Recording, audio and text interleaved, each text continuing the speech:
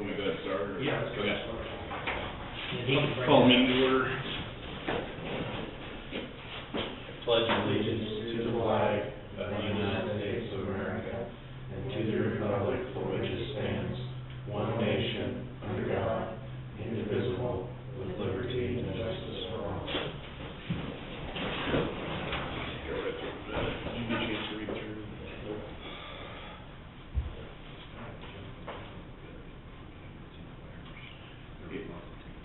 Yeah, yeah.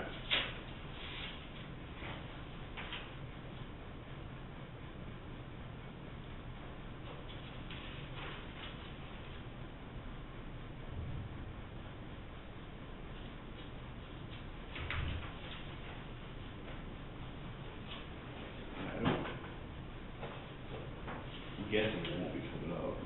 Joe or Reed. I don't think they're coming up there. No, they're coming up Wednesday. Okay. Next Oh, Wednesday. there's Joe. I can see her. They're coming up Wednesday. Next Wednesday. Go away, we said you Right? wasn't coming up. So. Oh. Did you say next Wednesday? Yes. What's that? You made liars out of them. You wasn't coming up. Oh.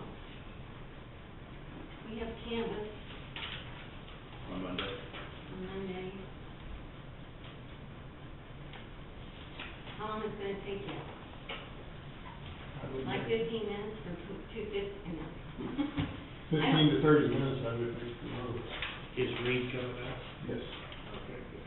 I guess Phyllis Forster wants to meet with commissioners at 2:32. I don't know personally. I don't even know what to say. She wants to meet. I could probably put her off. Any in particular, or? Concerning she said she talked to a lawyer and he told her to come up to the commission. It's on a, cell phone tower that they're wanting to put out there by her house and trying to, Oh, you know where okay. that is? So, personal, not job related. No. Okay. Well, we're not zoning, so, because I got a call from my neighbor, there's a Wi-Fi tower going across the road from her. And she's a radiologist, and she read a lot that this tower puts out a lot of radiation. There's not a lot we can do about it. Well, I told her that we weren't zoned either, and that you really couldn't do anything. We can't. Because it's on private property. It's on private property, and we're not zoning. Her lawyer told her that she needs to come in by person and the commission. Unless you want Pat to talk to her. Yeah. Pat, you want something else to do? Well, I wasn't paying attention to what you were talking about. Well, you remember when I called you about the Wi-Fi tower? Yes.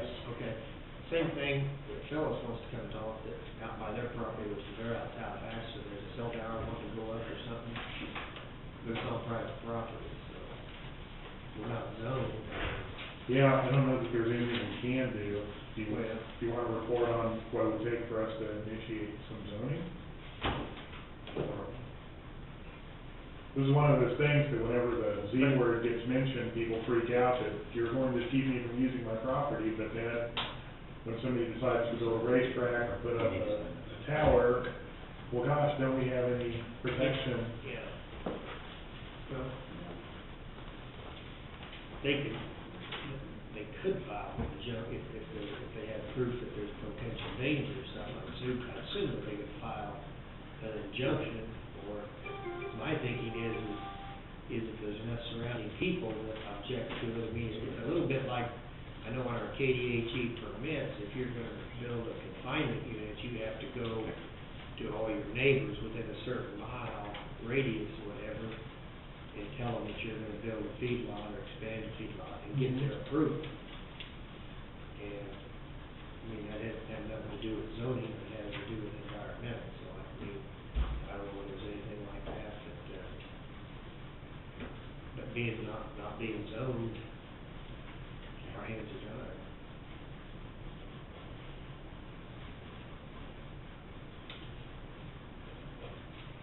So I'm a little unclear, am I supposed to? She can just, I do just think she something? can come up and, because you'll be, you had her coming up when Monday? I have her coming up Monday at 2:30, but,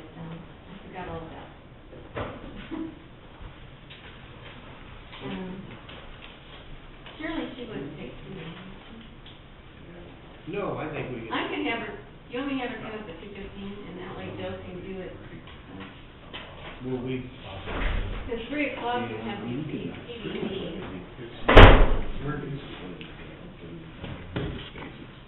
how long will it Joe? I would say. Hey, Joe. How we doing? take? If we do, you don't need I it. don't have time. Uh, I don't think we have very many. We have the ones from the mail, a lot of those are, we have to sign them, or they didn't want to vote them. So I'd say 10 to 15 minutes. On campus. Oh, okay. Well, if we did her 2:45, she could be here 2:30, maybe 2:45. We did the bids, we had them for 2:15, we could still get started at 3 o'clock with that PVD, because there could be a crowd, maybe we could have an audience that day. So I'll try to do it 2:45. That's a bit early. Good for 15 minutes. No, I don't think so. Can I push it 2:45?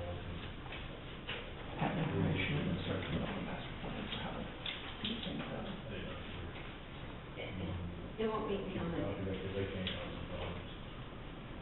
Okay, thanks, bye. Okay, Joe, I have you at 2:15. 2:15? Okay, thanks. I think we're ready for you guys. You ready for it? You're ready. Okay. Guys, I just brought one thing, and this is a copy of a preliminary engineering audit. You guys need to take a look at that. If you recall, I was here about 6 weeks ago, and we talked a little bit about the project we did over at the senior village, but also talked about some of the issues that exist here at the courthouse facility specifically.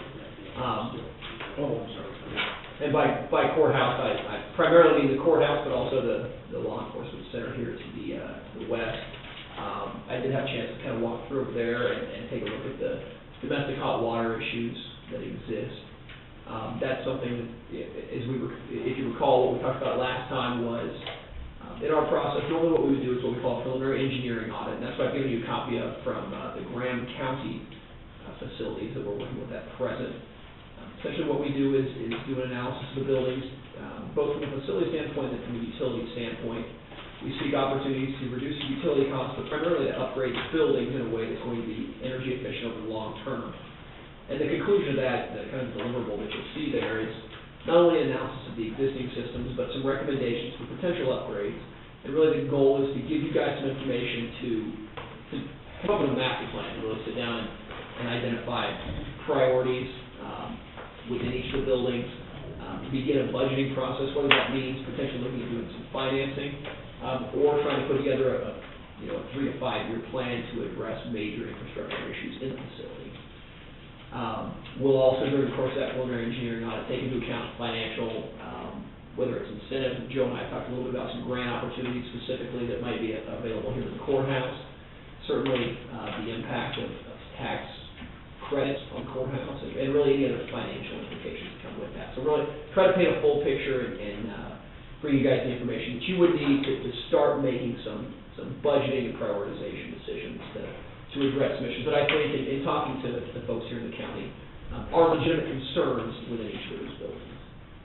So, again, that preliminary engineering audit is something that we do at no cost. It's simply with the understanding that there is at least some level of interest in identifying those issues and potentially working together to develop a plan to address them. So you're making us no promises other than you have an open mind or some interest level in taking a look at those items more closely. And that's what you did up at Senior Village? That's what we did initially, and then we came back and did essentially a final design and bid those projects out afterwards. So at this point, we would be doing just that preliminary level analysis. And so basically from top to bottom, so some electrical, HVAC, Yeah, lighting, exactly. energy efficient, pretty Yeah, much. yeah, we'll look at building envelope, the windows, essentially condition of the roofs. We'll look at the heating and cooling systems, the lighting systems, certainly electrical. Certainly that pertains to potentially making facility upgrades. If we were going to upgrade the HVAC system, there'd be some electrical distribution issues with that most likely. You don't have central cooling right now, so that we take that into account as well.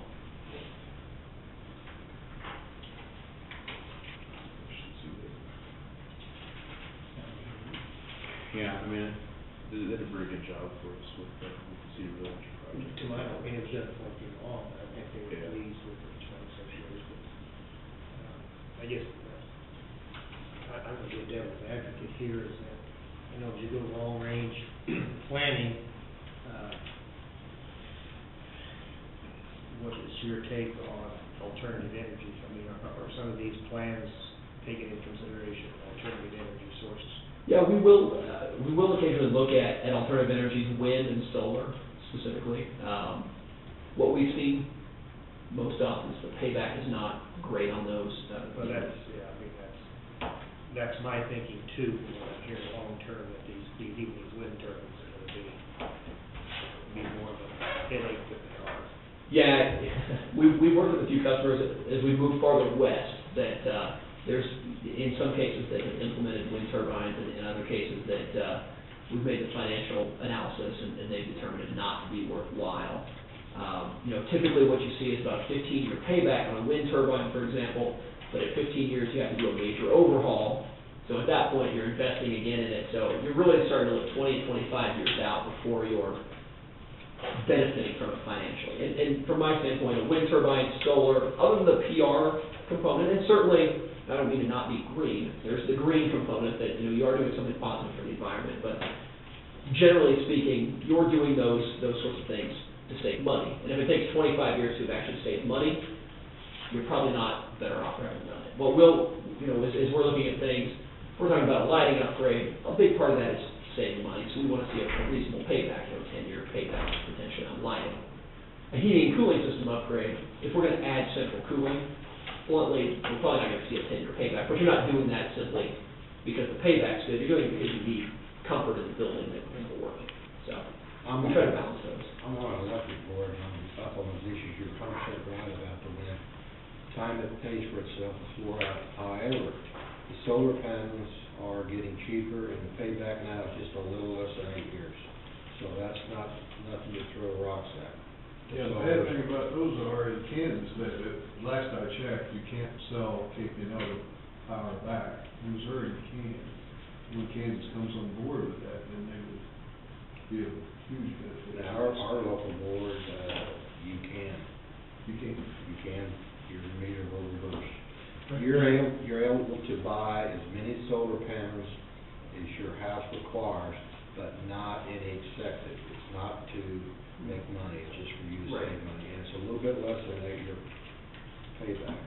Yeah, Missouri right now is really promoting those, and there's. Yeah, if you live in Missouri, it's a no-brainer, because it's not costing you that much, because you're getting, I think the figure costs $3 a kilowatt, and they're gonna give you $2 of it back. So over there, you're probably looking at maybe the 3 to 5 year payback. Right. Right. And we are looking actually here, even locally, we're working with Mount St. Scholastica, we are evaluating the payback on some solar panels there. They have, in their works, they have some different payback criteria. They expect to be there for a while. One challenge that a public entity faces with any solar or wind project is that part of what makes that payback viable is often the tax credits, the tax incentives that come with it. Obviously, you guys are not going to benefit from those tax incentives. A lot of those are non-transferable. So unless we're able to kind of create there are ways to be creative, legally creative with the tax arrangement where potentially we would own those and lease them to the county for a time period. There are some things that can be done to help that payback, but generally speaking, you do lose out on one of the big drivers of that financial benefit to solar. Also some grants, I would assume. Say that again, I'm sorry. Grants, I assume possibly some grants. There may be a lot of, in fact, we did find some grant money at Cedar Village before, but that was ARRA money. A lot of that has dried up. Now they're trying to incentivize through some tax advantages for solar and wind, but I haven't seen a lot of grant funding lately. But certainly that's something we would evaluate, see if we can identify. I don't see a problem with it. I think it'd be good. Do you have like a timeline as far as how long it'd probably take? We're probably looking at 2 to 3 months to turn something around. Again, I don't want to make it sound like it's low priority, but when we're doing the free work, that's not, that's not what we rush in to do. So we'll get out, we'll get with Joe. One question I would ask of you is, in addition to this facility, are there other facilities that the county owns that you would like us to evaluate during this process?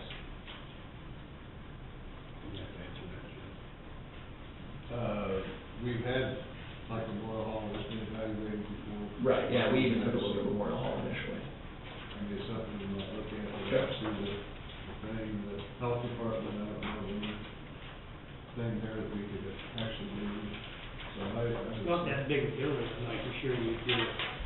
Yeah, I think courthouse is the main, You've mentioned a roof on the health department. yes, there's a strong possibility it needs a roof in the near future. That's something I'll have to look at as soon as I can. That's you. Vernon Bridge building. Sink a whole lot of money into that. I think it's a good idea, that way you can start planning. Not a good payback. Because you're probably talking a major dollars when you're talking courthouse rooms and this and that, so if we can plan for it, budget for it, that's so much easier. And that's what we'll try to bring to the table, are a couple of different ways to look at doing a project, whether it's implementing it over 3 to 5 years, or whether it's implementing it and financing it over a 5 or 10 year period. We'll try to bring some different options for you guys to evaluate and obviously weigh that out. There'd probably maybe a couple buildings down the road, but I can't Okay. foresee anything other than courthouse and law enforcement right now. Okay. We'll focus on those facilities. We'll get with Pauline in terms of getting some utility data for this complex, and then I'll stay in touch with you guys as we wrap that up, certainly get Joe back to you as well. We'll work with him during the course of this, walking through the facilities and be familiar with those. And you know, our goal will bring a couple of different potential solutions to the table and kind of use that as a starting point for some further conversation. Hey, Bob Sheriff, maybe he's interested in electric cars, I don't know. I've seen that look. We're going to not put that in there. Until that works on the gravel. Scratch that, Barry. Off-road bicycles. Segways. All right. Well, guys, I'll let you get on to other business. I appreciate it. We'll Thank be you. back in touch here before too long and bring you some information. Now, the road and bridge, we did look at it back, and we did insulate the attic and all that, and there is huge waste out there with energy. I mean, but I keep hearing people talking about upgrading the building, so I think long-term, I don't think there's much doubt, I think, you know, somewhere long-term, when that building's 60-some years, 65, 67 years old, but we're not near there yet. I just wanna make sure, because there's single-pane windows and the outside's uninsulated, and, I mean, but we did look at all that, and we didn't want to put much into it back then, so we just wanted to Well, you gotta look at confirm that. the life expectancy of those buildings are probably overdue, to be honest with you, or at the end of their life, and I just don't see sinking into new windows in an old shell. Yeah. Right. I guess it would be beneficial. We could take a look at it and we could identify, are there any opportunities to have a 5-year payback? You know, something that, again, as you're looking at it, saying, well, yeah, 15 years from now, we probably won't have this building, but if we could pay something off in 5 years, maybe that would be worthwhile. If you would like us to take a look at it and we may find absolutely nothing that even fits that criteria. So I think the only, you know, one thing that Matt had mentioned one time, that if I think there's a oil burning furnace in the present recycling center, he thought they could move it, and that way they could recycle using oil. I mean, that was- Waste oil. Waste Yeah. oil. I thought it was just a tank, just a bigger tank. Yeah, no, but I think they got the actual oil burning furnace in that, in the facility, that's what he was, That's out there at the recycling center. it's a recycling. Yeah, it's one of the tanks up on the Because that wouldn't be, if it gets converted into the ambulance, building, that's not gonna be feasible for them, so.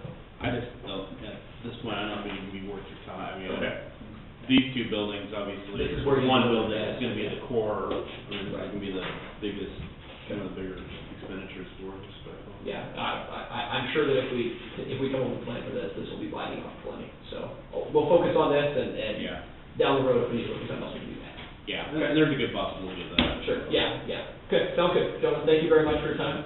Thank you. Thank you very much. And Pauline, I'll probably email you and try to get some utility data. Joe, do you want these back? Yeah, I'll take those unless you guys are really interested in what's going on. That's pretty neat, it's a lot of I think graphs. also, we can come back. Thanks, Pauline. I've got one other quick thing. Yes.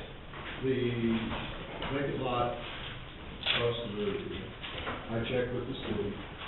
To get into a parking lot right now, it's zoned for residential. So we have to rezone, it, which isn't a major thing, it takes a while to get that done. After it would be done, basically right now, it looks like we could easily just level it down, not level, but flatten it down, and turn it into a parking lot pretty easy.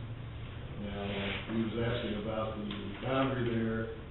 The parking, or the lot isn't near as big as we're thinking it is, because they've got about 20 foot from the furthest part of Cuffman's building there.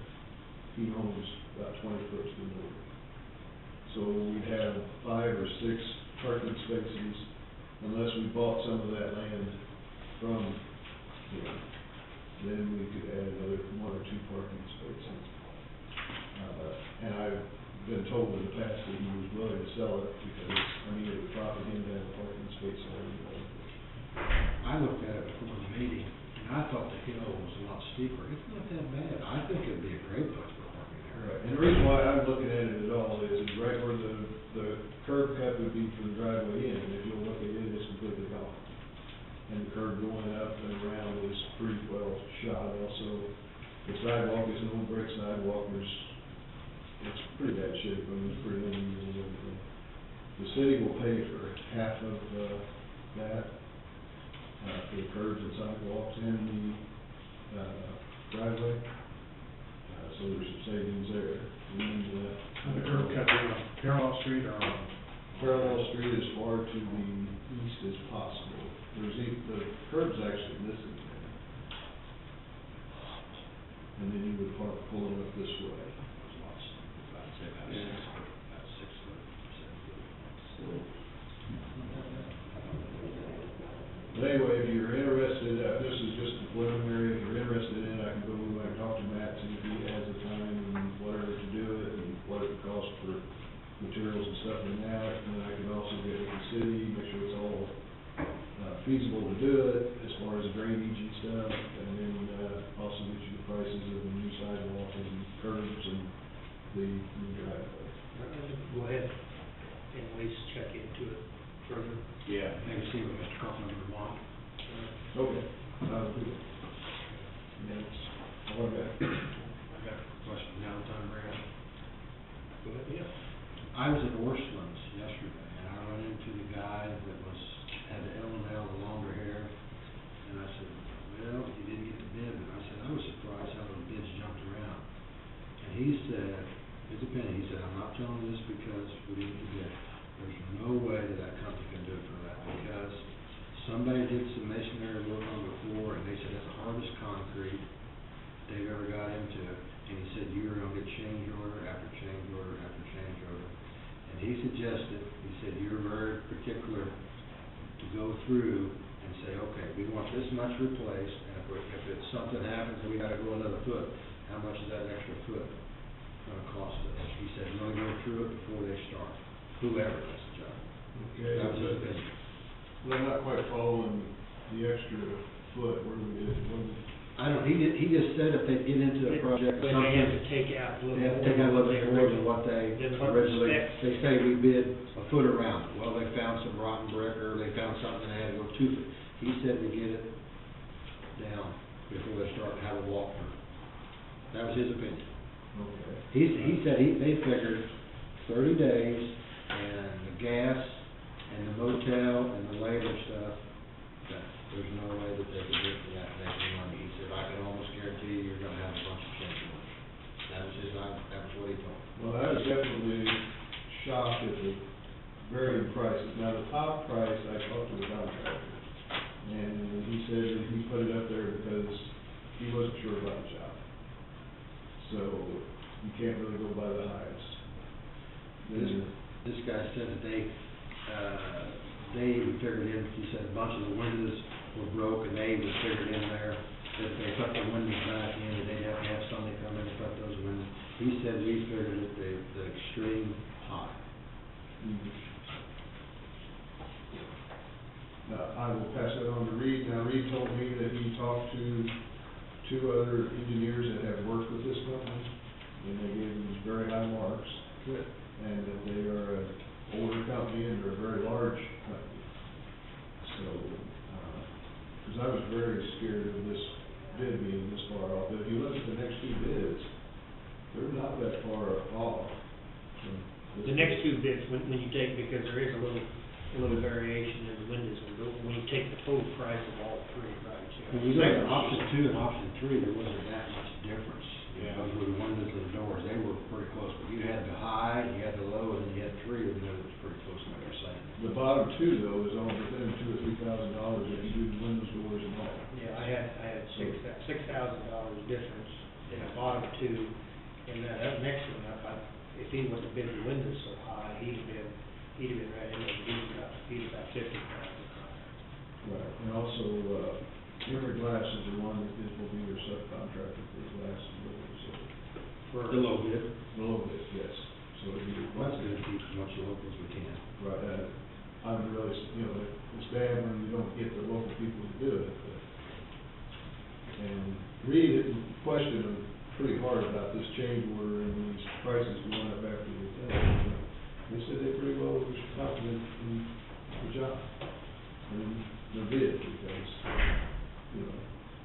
everybody here saw the difference in the price. To me, if the architect's engineering work is like it's such, it should lay out pretty clearly that we're paying you X number of dollars to remove this lintel and this window, put new one back in, and whatever it takes is what it takes. Now, I mean, I'm kind of simple man, but how you can come up with a change order on something like that is. Well, the change order would have to be something that they cannot detect from the outside. And I don't know what that would be, that, on the list. He claims that the mortar, whoever his masonry was, that did some work on the past, said that mortar is the toughest stuff that he ever seen, and it takes twice as long to grind that out as what you think. It's got some great mortar in it, there's no doubt about it. You can take a drill bit and run it pretty quick. But that's part of their deal, and I'll bring it up to Reed, and I'll get over there tomorrow and let him know that, we want to find out about, that you're interested in getting the answers to those questions. Well, that's why I had asked about like references, like, 'cause, that's what probably concerns me is, somebody hasn't worked on that type of building. You assume when they bid for this, that they've probably done work on an older structure like that. This particular company, I guess, has, franchises, so it's a fairly large company. PCI. And I think that their majority of their work is work like this. So I'm sure that they know a lot of shortcuts to doing the job, not to make the job less of a job, just it's easier for them to do. Where tricks is a trade. Yes. The end result is still the same, but it's just easier to get there. But, I've already questioned Reed about it. He was really concerned about it also, the same concerns you guys think. We'll be willing to ask him some same questions, some more questions. That was our biggest concern. Okay. I'll ask Reed about if he looks for any change orders and what they could possibly do, and to quiz them about those, so. But I would think that it's pretty well, He's checked both of those companies out. just a little bit. He hasn't checked the second out in case there's something. Not that I am aware of. Second one's fairly large too. Well, the second one was within 6,000, did the entire job, but they didn't do two of the venues. Did they? Yeah. The Wilson Group, There was only one that didn't include all three of them. Wilson's a very large firm too. They One of have, them didn't do the doors and windows, but I thought the second one up didn't do the change orders. I thought they were only the eight, one of the three change orders. I don't know. that guy from Leavenworth,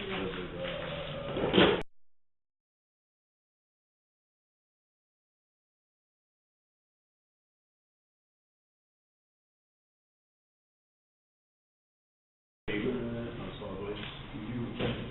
Amendments? That's what most of them, okay. the Wilson Group was the second.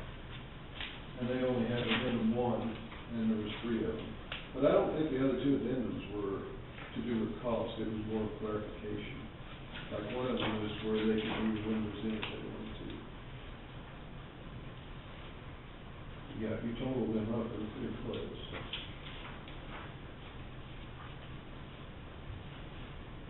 But anytime you get bids that far apart, it is scary.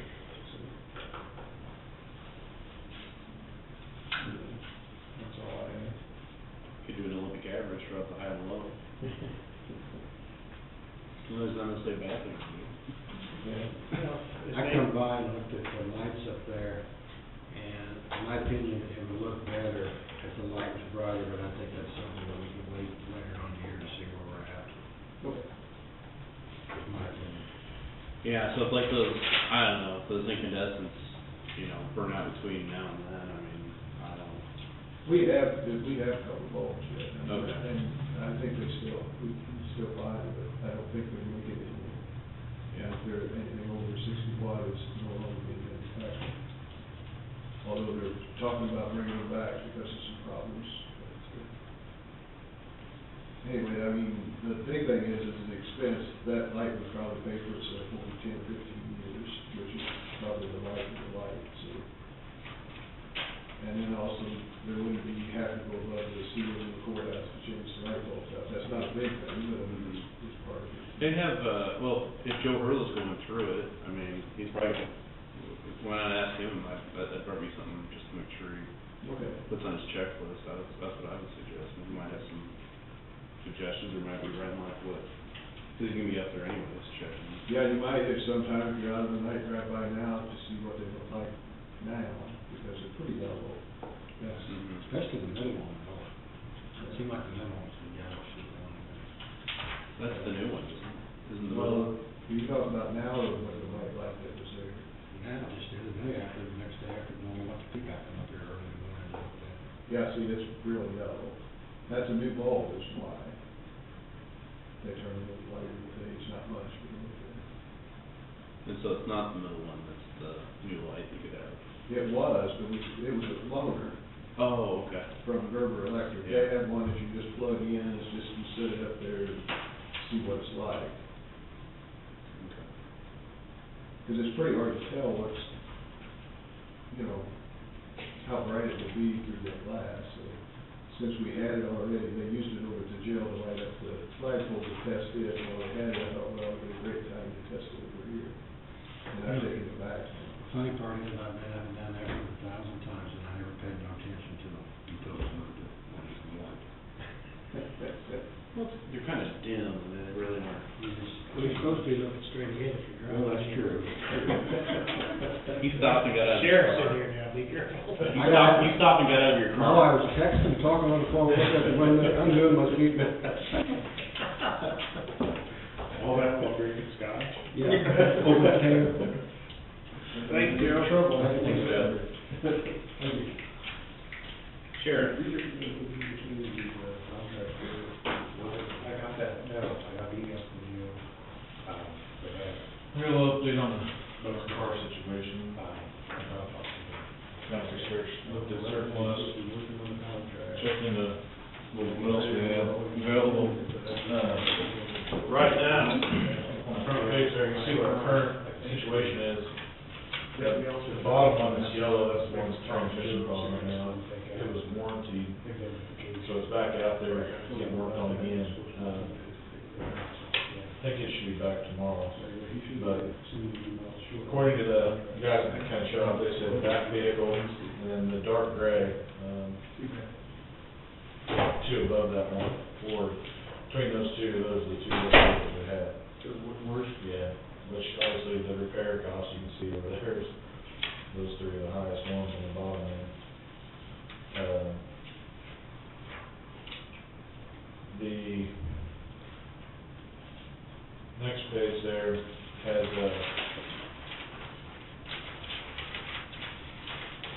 some different options from Missouri Highway Patrol, Kansas Highway Patrol, and then the new ones, but the only problem with new, besides the one that says Lewis Chevrolet, all the rest of the three, vehicles are closed out right now because of the year changeover, so it'll be a couple months before you can even order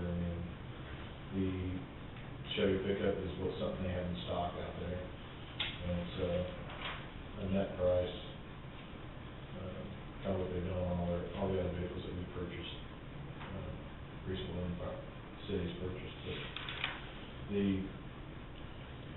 the only issue that, which I'm not opposed to the surplus, that actually those aren't even surplus, the Kansas surplus, Missouri surplus websites that or not website, but vendor I talked to, they don't have anything available. Best vehicle they had was the Kansas surplus had a Chevy Silverado, 205. That was the only full-size vehicle they had. I don't know, that's probably a coin toss of what's better to get that or the rear-wheel drive patrol car. So, the Crown Vic to me is more of to buy used would probably be the better of the two between the Charger and that. My opinion, I haven't dealt with the Dodge Charger as much as I have the Crown Vic, but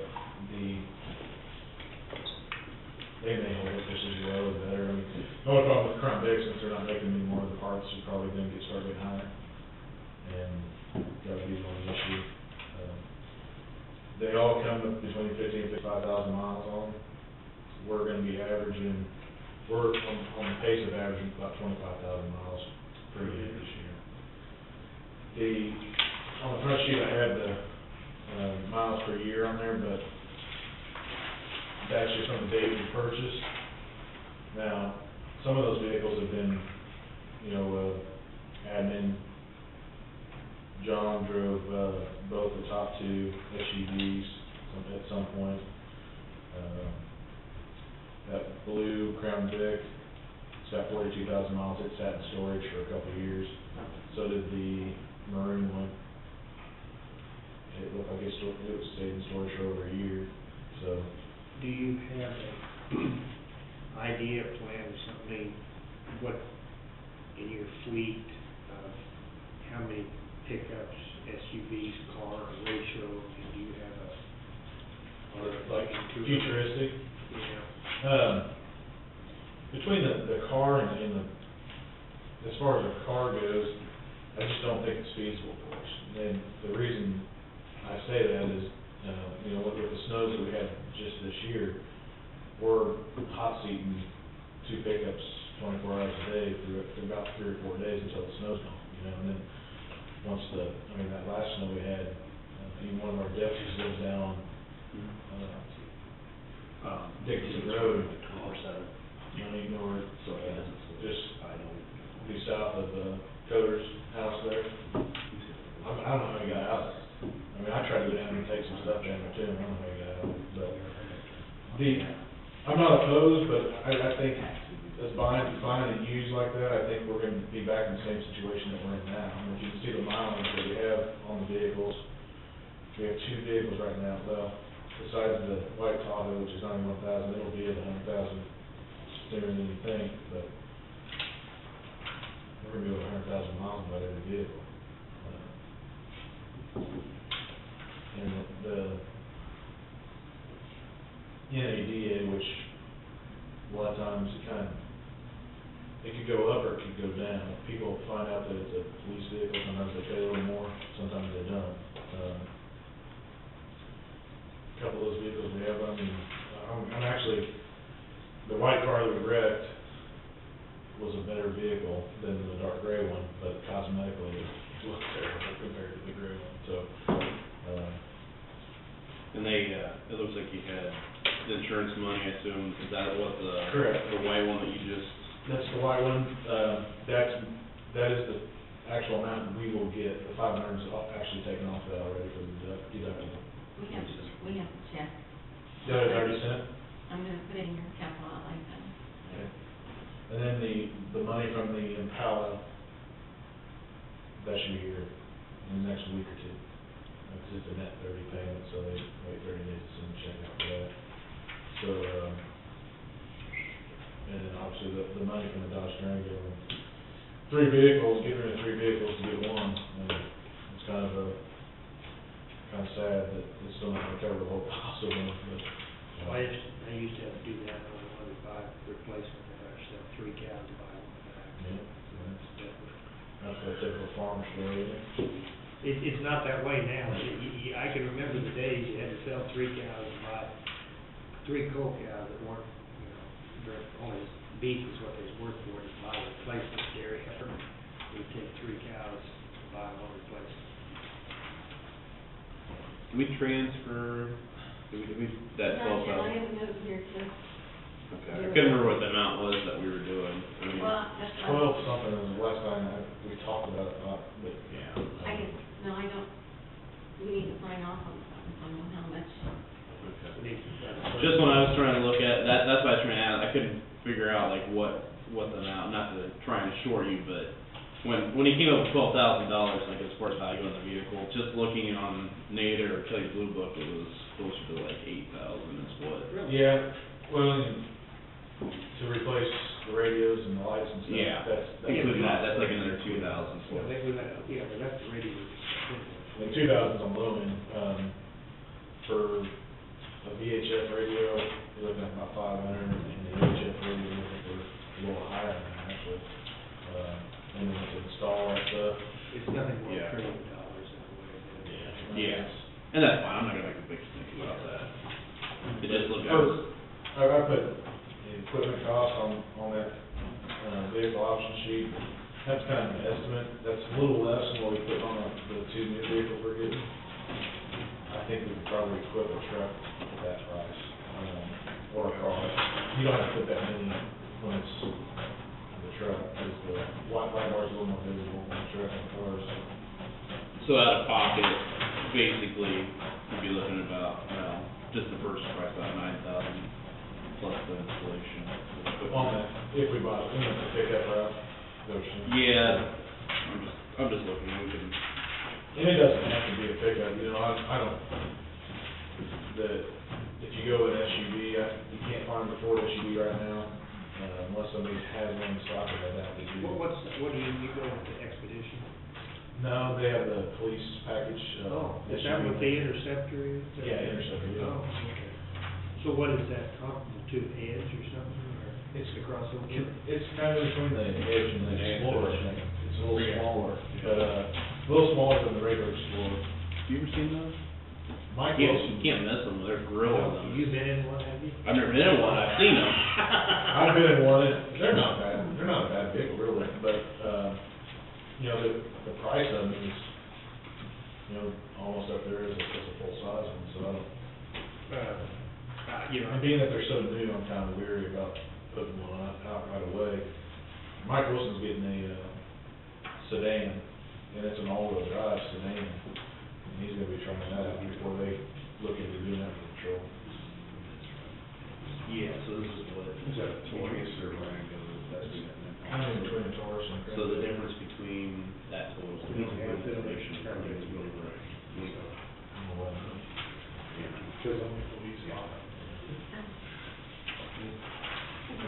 They're workhorses, so, I don't think we have. So we're gonna go 12,000. he's happy, 12,000, okay with you, Bill? I thought we did 25, yeah, I saw it in the season. Presence, there's 32.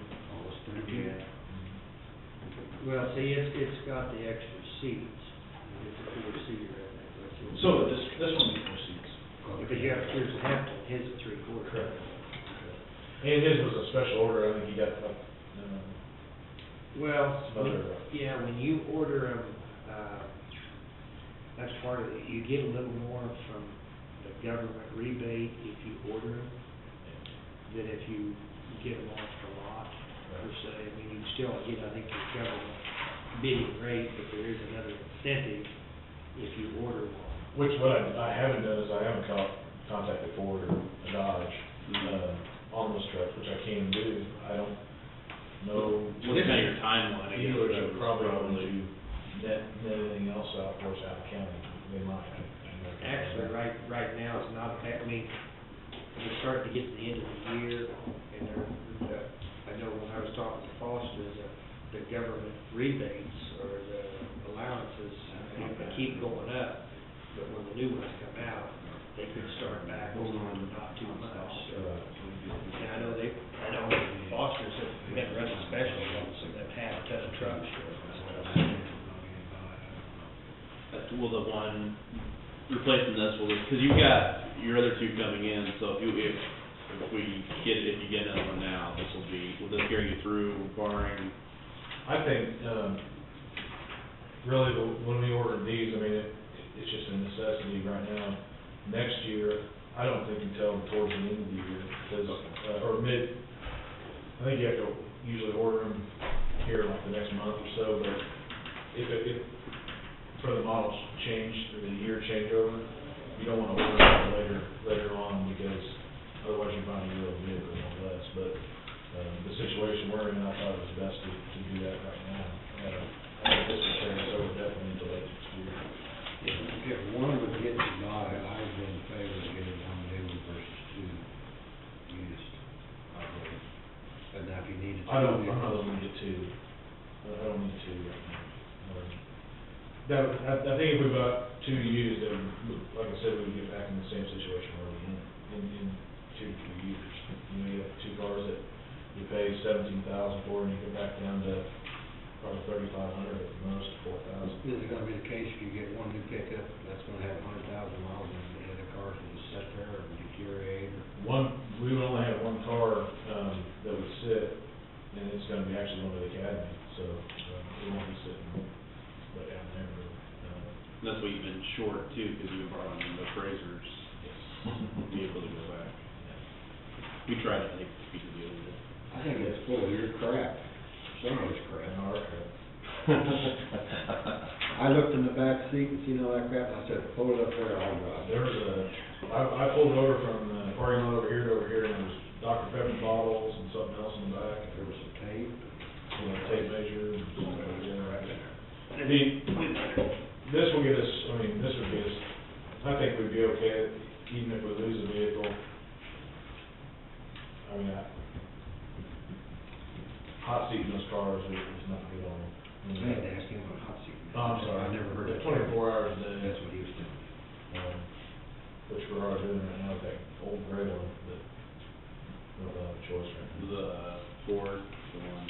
Yeah, it does sit for 12 hours every couple of days, but, And so it and the Dodge are the two worst. That's what they claim. The problem with the Intrepid is the front wheel drive, and it just doesn't hold up on those gravel roads as much, but one of those other ones, the silver one, it had transmission problems too. I looked on the maintenance log, and it's had a transmission issue. second to the bottom. Got some mileage on it. So the one in storage, I presume, is out of storage, and you're using it now?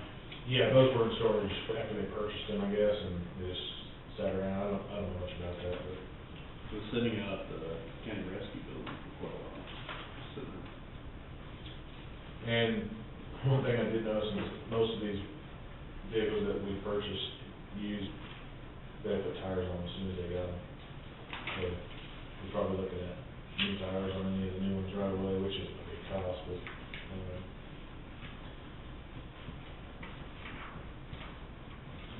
and you don't really know what you're getting at 55,000 miles of a petroleum driving a car.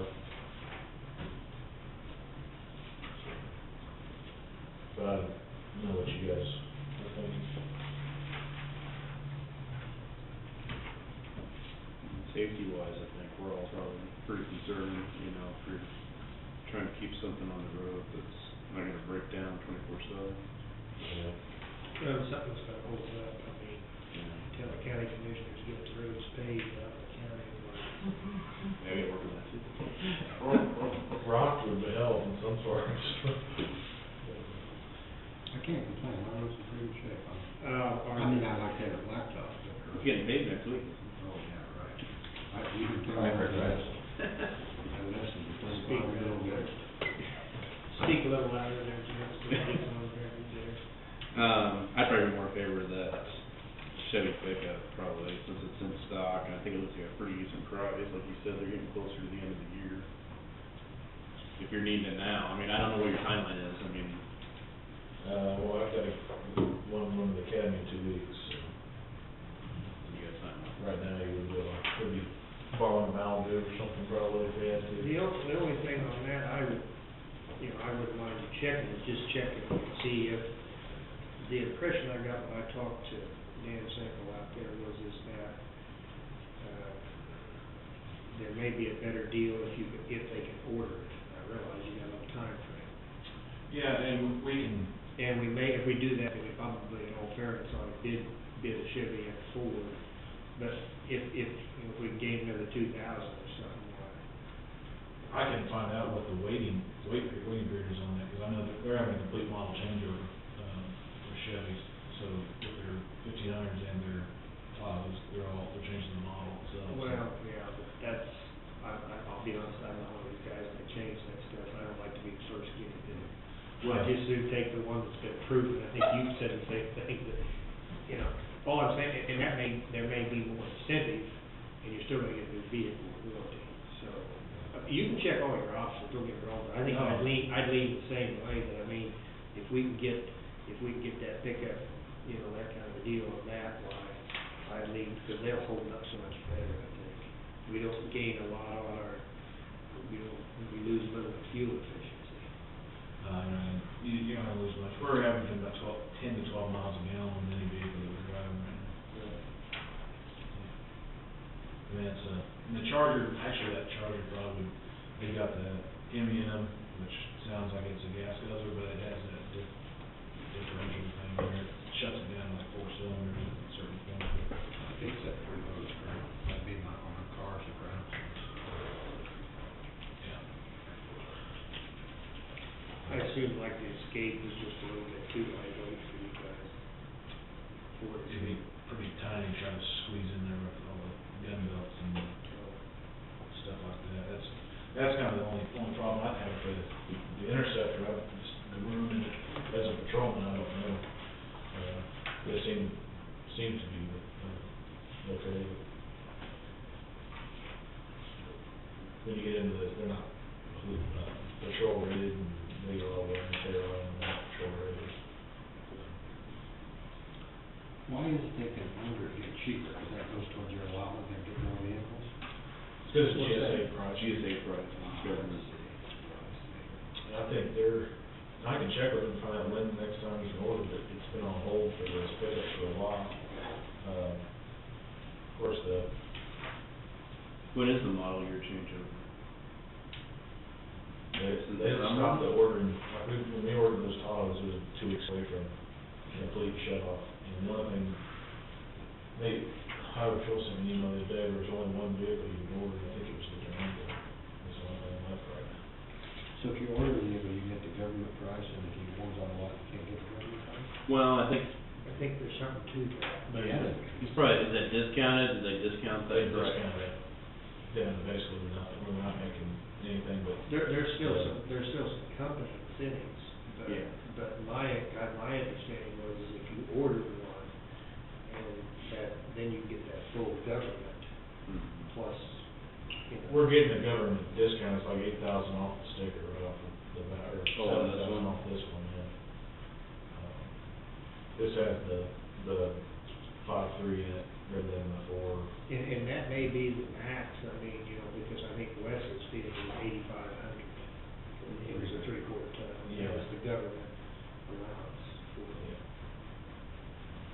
Now, it's not as much on like a Escape or something, but. The smaller vehicle, like the small- 1,500. I'd say the less dollar value to us.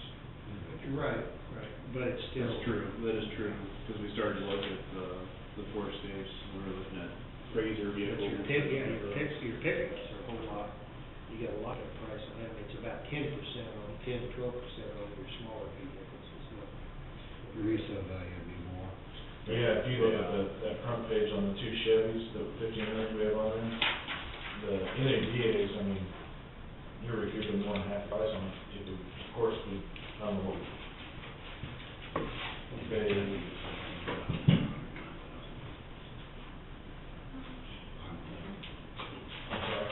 I think it'd be tough to get 17 grand out of a vehicle, if the truck is $509,000. That's condition on NADA, so I don't know, I was higher than me too. I don't know, Stuff is, when they did that buyback program there several years ago, it really kind of changed the whole. SUVs and trucks are gonna hold the highest resale value of anyone, but they thought that 15,000 was pretty decent price on it, usually. There were some surplus ones that were over 100,000 that were pretty dang good, were state trucks. So outside of this one, the newest on the fleet is like 7 years old. That's just pickups. Some pickups are newer than that. I think the best buy on there was that top one, the white Tahoe. Looks like I bought it for $9,500, and it's booking higher than that now, so. well, the last two we bought, I still think he's got there, they had like 40,000 miles on it, they were 4 or 5 years old. With your angle, and he got them, we got two of them for $24,000. Yeah. Which I don't have that green one on there. These are just Green, yeah, I keep calling it blue. blue or green, Yeah. it looks different days. That's the one Larry still got. It's, yeah, it's in pretty good shape. You can find those admin cars like that, you know, that have been used, just drive back and forth to the office, those are $1,000. Missouri Auto Patrol has over a year waiting list on Tahoes, or any SUV, that's all they have on Tahoe. Well, I'm like you, I'm really afraid the Crown Vics are good cars, but it's kind of like a Sterling trucks out of the shop, Sterling's not making them, Yeah. finding parts in a few years, you have to go to black market, you might say. Earlier, see the value drop. I'm just surprised when I looked on the drive, I couldn't remember what we had transferring over, how much it dropped, darn near 40% within a year of what he paid, so. But mine was just, you know, it had to cover 50,000 miles like that, so. And then, you know, it's only 2005. Yeah, I think so. When they get that 5 or 6, over 5 or 6 years, they take another big dip. It doesn't matter how many miles it's been, they put a big dip. Lose valuation. I just suggest you check, I mean, I lean towards, you know, either Ford or Chevy, to just see what their, if there's anything more there. By ordering one, I realize it puts you a little further behind, but. Well, the thing with that, I mean, if it ends up being the best deal, it can happen right away, rather than waiting 6 weeks after waiting on the others. Right, right, like I said, if there's not. But if they sell it in the meantime, I guess you're Well, kind of out of luck. they'll be, Pretty limited right now, so. it's really. But if they find one, they have to spend $1,000. It could cost you. Are they tied, are they tied to Simpson? I've heard that Lewis, are they, this is a sub, I mean, right, this is Lewis Chevrolet out here, aren't they, subsidiary, I mean, kind of satellite? Oh, it may be, I don't know. I think I that's, think there's either one in. it's a Toyota story, Lawrence. Okay. I think the relates more the Versas and the pickups, which Yeah, is but the they- Honda or. Yeah, they're Toyota. the Ford job, yeah. Because Bozart's got the corner on the GM products and stuff.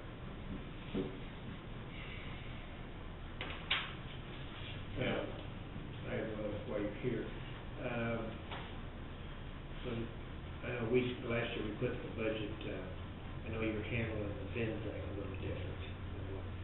Because I think we'd had the budget, we was gonna, you know, use that money to hire security. What's the status of that? Somebody just asked me the other day.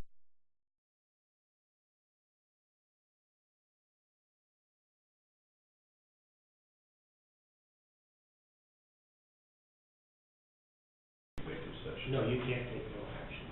You make important decisions, but you can't take any action. say no decision, probably better words. No actions, yeah, actions or decisions.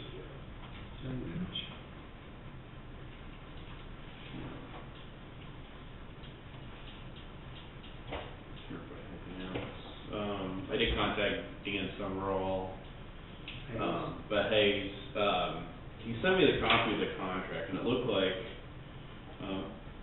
April 15th is the day of the contract, but if you look through it, it looks like if you don't give notification, within 30 days, it renews at the same price for another 12 months, so. So it's a rollover, so we want to notify him that we want to renegotiate. Reason, I think, that we didn't get a lot, I mean, of course, the court was the state's fault, Yeah. and they kind of know, they got kind of some rough data, and know us a little better now. I'm hoping that they'll renew it for a little less. Really wasn't a bad price compared to what I hear other counties have. Okay, now what are we talking about? What did they do? To evaluate our benefits. They're a professional group, most of them are benefit underwriters, and they would go out and shop and give you recommendations, what would be good plans and stuff for you. I mean, it sounds like a lot of money, but we only pay $1.5 million benefits or something, it's pretty high. But they saved you, come up with something that would, they could save us about 3-4 times that at least, or maybe, at one time I thought they might be able to save us 10 times what we paid them. On certain plans. And my biggest concern is that with Obamacare, the implications, if they understand, they ought to be able to give us some guidance as we get a little closer to it, what to expect and what not to expect. That's the only reason I would, I'm interested in doing it. Mm-hmm. So he said they would come up this month, he said he didn't have a problem with doing that. Well, should we get a notification that we don't want to roll over without negotiating? Well, he sent me a copy of the contract, I should make that. You don't think there's a chance that they use them more? No, it's not like it automatically. It automatically rolls over at the same amount, that's what. Well, we wouldn't mean that's the job. Well, it's not as if, when you first start a project, there's a lot of time that you put into it, and the next year should be that much easier. And that's why I didn't think it'd take as much time on their part, so. I mean, the worst they can do is say no, so. Yeah, and I know that, getting data from the state, I think he was here by April, or, well, after, I think by the end of the month, I think, when they're trying to get the data from the state, which I don't know if they'll charge us another $500, I'm assuming that they probably will, which I still contest. I don't see where it costs $500 to run those reports from the state on. It doesn't, and, in their discussions, my discussions with them, it was clear that they were doing it to deter people from asking for it. I would like to talk with our representatives about that personally. I said something to Jerry Henry, he was kind of puzzled as to why they're charging us $500 for that information, so, I don't know. Well, it might be worthwhile to have him ask. Well, they're charging us to get that? Well, yeah, it's like $500 to get our own data, that's what baffles me. And then they were redacting the data, and they were refusing to give us some of the data because it would in their view, would identify, who was getting the service. We asked about the higher cost claimants. How many did we have that cost, I don't remember the parameters, what we set up, but they, would not provide that info, although they had provided it for an earlier time frame. But they were saying then that, I think they were saying there was only one person that fit in that category, and if we give you the info, you won't know who it is. So. How would you know who it was? I mean, unless you actually knew that they had that cert, or whatever it was. I don't know. They seem to think they were really concerned, because I know when I talked with. I mean, I think smug is the word I would use. Yeah, I was like, well, I asked them, well, how would we'd have to back into that, that'd take a lot of calculating and investigating. You have to go to each employee and say that you have, and then. Well, they were afraid of us backing into it, I think, because they were worried about if we somehow would find out, which you could isolate down, where we heard people that were the high claimants, and it was not real valid, but in the world of privacy. Lauren Appel inquired with me the other day about when to come up to the commission. Who? Warren Athel, he's the director of the YMCA, so he had inquired with me the other day about wanting to come up. Because I told him maybe contact you, I don't know if he's contacted you as far as our schedule, it's more about Pauline. Yeah, Pauline. Oh. I'm sorry. Oh, I thought you were talking to him. Yeah. That's what I see, make sure you were, I said, I told him to probably contact Pauline. What did first. he want, just to talk to you? He wanted to give an update on where they're at with the Y and talk, I think he just wanted to talk with us. He knew that we've been doing some stuff, or talking about like wellness and, you know, as far as like memberships. I know I've had a couple of employees inquiring about memberships, but he was gonna come and come up and talk to us about what they're doing, so possibility of doing something with some YMCA memberships with employees, so. Do we have some sort of group rate? Mhm. We get it, or? We could, but we don't have anything. So.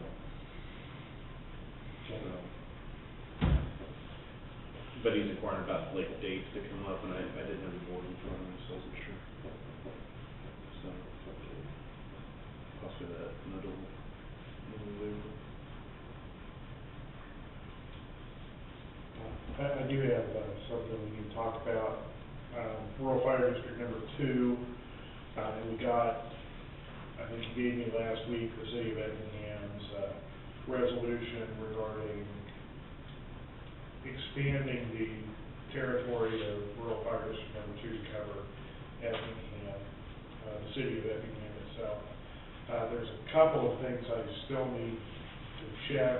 One of them, I tried to get with Pauline, but I waited until an election day to get in touch with her, so that didn't work out so well.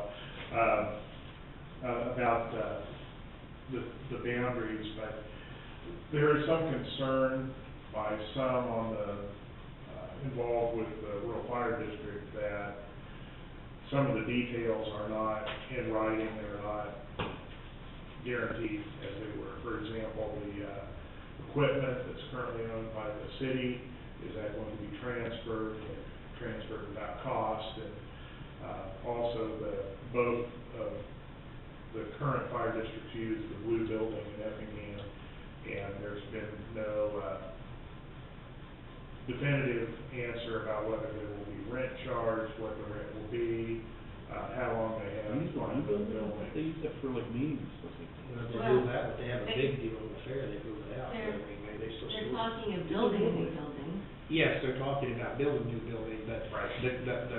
the uncertainty that these members are bringing is that the city has, they said you could use it, but they have not said whether there's going to be a fee. Well, they're discussing it tonight at the Effingham City They're gonna- Council. Yeah. but Right. I guess my concern, because that one gentleman called me, and probably called you, is before we sign off on it, is I think we need to they need to be satisfied, and that their fire district needs to sign off on that they're in agreement to it too, that just because Effingham City signed off and said they want to expand it, I think we need an acceptance. Yeah. Yeah, and so my suggestion would be that we set this for consideration sometime end of April, beginning of May, and just invite them to come and talk to us about it, and give them some time to get those things worked out. Also, it looks like if we are going to combine them by statute, that has to be done by the end of June. That's obviously for the budget reasons. I did not see any specific authorization for you to make the decision now, but to have it effective later. That is, to make the decision June 30th, would have it effective January 1st, when you're in the next fiscal year. Although that would sort of seem to me to make a little sense. I understand as a practical matter, if there's a fire, these two districts respond together. They both respond, and one individual, Kirk Klepper, is the fire chief of both of the organizations. So there may not be nearly as many actual problems as there are perceived problems, but I would like to see all those things addressed before making a recommendation to you about My point in visiting with this gentleman, he said, mainly as long as they know it's clear cut, and he thinks they need to be signing off. I mean, they need to be saying, we accept all the terms, and then that way, then we, rather than us signing off, and just because the city wants to combine it, the fire district needs to be happy with all the terms of it too. Right, and they're taking quite a bit more responsibility. I've also talked with, 3 people now about the funding, and someone along the way has told them that they're using no fund warrant to build the land. No fund warrants are limited to 5 years. They're also limited to, emergencies, unforeseen circumstances. So I don't think, they have one, and, we didn't budget for a new building. It doesn't really make an emergency. I guess it makes an emergency if they're in a building and they get evicted. That could quite possibly be an emergency, but, anyway, they've got to get something figured out with their funding, and, lease purchase, to me, seemed to be the most reasonable way to do that. You'd have a partner, a banking partner, that would be willing to take ownership of a building site and build and lease it. Well, yeah, banks do it all the time. Sure. But They have it's a fairly specific use building, so if it doesn't, I would think, so if this didn't pan out for some reason, then they might be left holding that a little bit. Well, they just, they would take possession of it. That's what you They do. take possession of it, but if it's a kind of specific building, it doesn't have, its initial value ain't as much as worth, it ain't worth as much as Yeah. the next use value. Yeah. That's true. And I don't know how much equipment, whether they have enough equipment for, collateral and all that stuff. Yeah, that's similar to something similar with, or no, Cheney. Well, they built something similar. I don't know, it wouldn't be that, I don't know. Probably, it wouldn't be from that, I mean, I don't know if they got enough room for that many days, for sure. Well, yeah, I mean, I think I put that aside. I guess that's not what I was thinking about, was really more for the They actually, I think the area out here. Okay. I haven't seen, I think they may have issues. Vince said he wants to They may have to make it so the ones where you use it, exit city, Why is he it here? needs people. What he said, yeah, not Shade Ridge. No, not Shannon, I'm not. Yeah, there's a new one. Okay. 3,000 acres of 3 acres. So he's got enough to go and do it. I agree wholeheartedly. Getting back to collateral and bank. Exchange is my bank, and Exchange has been good to me, but I thought they asked for entirely too much collateral on that last loan. I think we need to start considering how much collateral we got to put up versus what's the lowest rate. Now, that might be just my opinion, I don't know, it seemed like they asked for too much collateral on that last loan. Maybe the other bank would ask for the same, I don't know. I think UMB, because see, they're a city, they're Kansas City owned bank, and I'll bet they ask the same. Same collateral. The collateral was not a big point of discussion with us. All we put in the RFP was that we would have collateral that was suitable to them, and I asked for I think I asked for the 3 most expensive pieces of equipment. Where the bridge had, and then the 2 ambulances and this new truck, is just what we mentioned to them. And they took a grade, did they take a road grader and 2 ambulances? 2 graders, Two graders. 2 ambulances, and Wes's. Why can't they use like, I mean, I'm just asking, and this is just from a pure financial standpoint, but with the amount we have like in CDs and stuff like that, those are fairly liquid assets. Why wouldn't they use those? Well, yeah, we have CDs at the banks, we get that whole list of certificates of deposits. Yeah, but is that, Those are liquid funds. yeah, but is that our, It's our operating. is that part of our operating money, unused operating money? Still collateral. Well, no, not if it's operating money. It wouldn't be. 'Cause it's- Well, it's a mixture, because we asked Melanie Tuttle about that. So that in other words, there is some of that money that could be actually be. Well, yeah, you got unencumbered balance in there too. Yeah. Is it 5? No, guys. Oh, okay. Well, I agree with that. You know, and the only other concern I would have is that, you know, they're also doing the main checking for us, they're doing CDs. When you get too heavy into one bank, it's not necessarily a good thing. So I know some counties have gone to, if they're running their checking account or doing like a lot of loans through banks, they typically won't put CDs in those banks too. They kind of keep them somewhat separate. So that'd be my concern going forward with doing too much. Yep. Because we're talking about, what, $1,100? It wasn't a whole lot of difference. In the interest, Yeah, in the interest category. Yeah. So. That's fine. Well, hopefully they won't have to borrow so much money. I'd bring up, you got how much time you need? How much?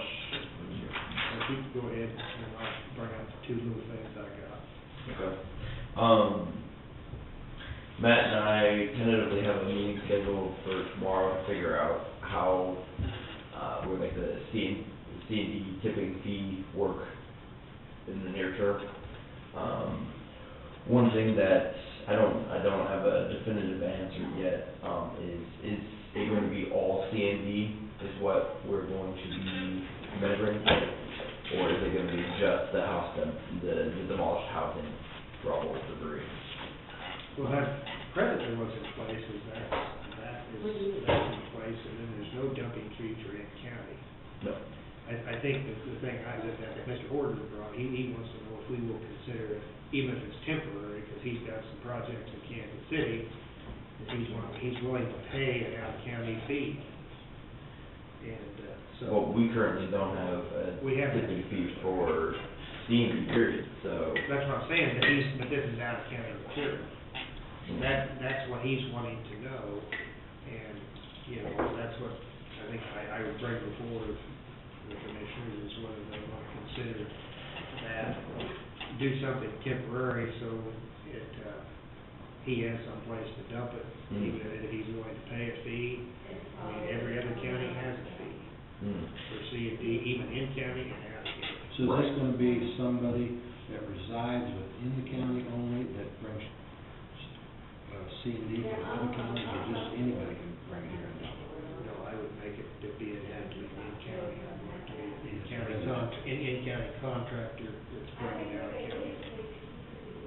In-county contractor resident. Until we get a bigger recommendation coming solid from this committee, how we're gonna handle it. See, we're really, that C&D's costing us by letting them contractors done straight free. There isn't a landfill around that charge something for whether it's in-county or out of county. That's when it does open up now for litigation firms, Yeah, I wonder how fast we may hear something on that. which would not be a bad thing, I think. Well, I mean, it is litigation firms. Yeah. No. Would there be problems with like any wording, like what he's talking about? No, I was smiling because of the offer before trial versus the verdict. No.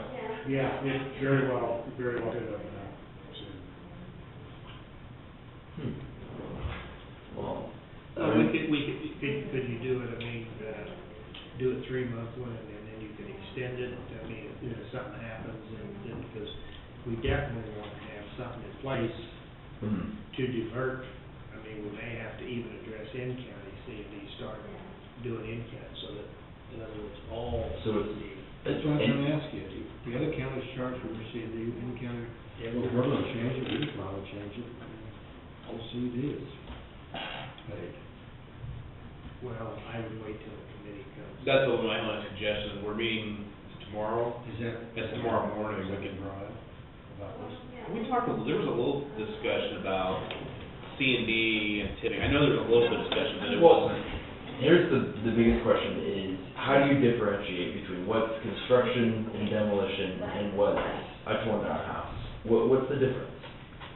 Well, that torn down house should be going out to the construction demolition pit. Some of them have been dumping in their trash, which it costs us extra money. Right. You know that, right? Yeah. So, if we just put the fee in place as all C&D, I mean, the transfer station workers can be, we can explain what we're looking for. Don't put that in the pit, put that in the C and D, get the measurements, I mean, we can work out how, we'll do the billing and stuff, because we'll just probably end up keeping what we have in place with the treasurer's office, except there'll be more communication. We'll actually keep track at the transfer station, but the bills and the payment of the prepayment of the bills will go through the treasurer's office like it does right now. So, we could do it tomorrow if we wanted to, it's just posting it. Is there a better way to do that? I mean, like, just invoice somebody? I mean, I don't understand. You'd have to why come up with a whole, If you put in a tipping fee structure, you would think it'd be pretty much, yes, that's why we don't have it. if we wanted to go with the tipping fee for everything, then we would make the investment into billing software, so that whatever the charge is, at the transfer station, they can generate the bill, they can generate the invoice, all right there. And whether they have, they can receive cash, debit, check, do it all at the transfer station, or at least be able to generate the bill at the transfer station. That would be the easiest way.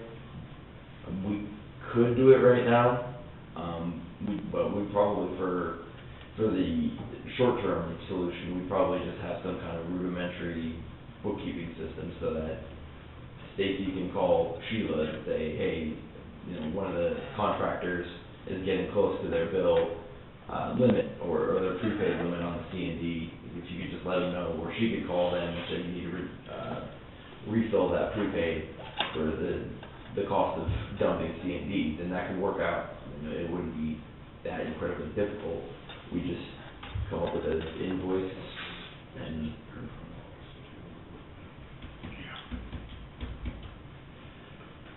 so,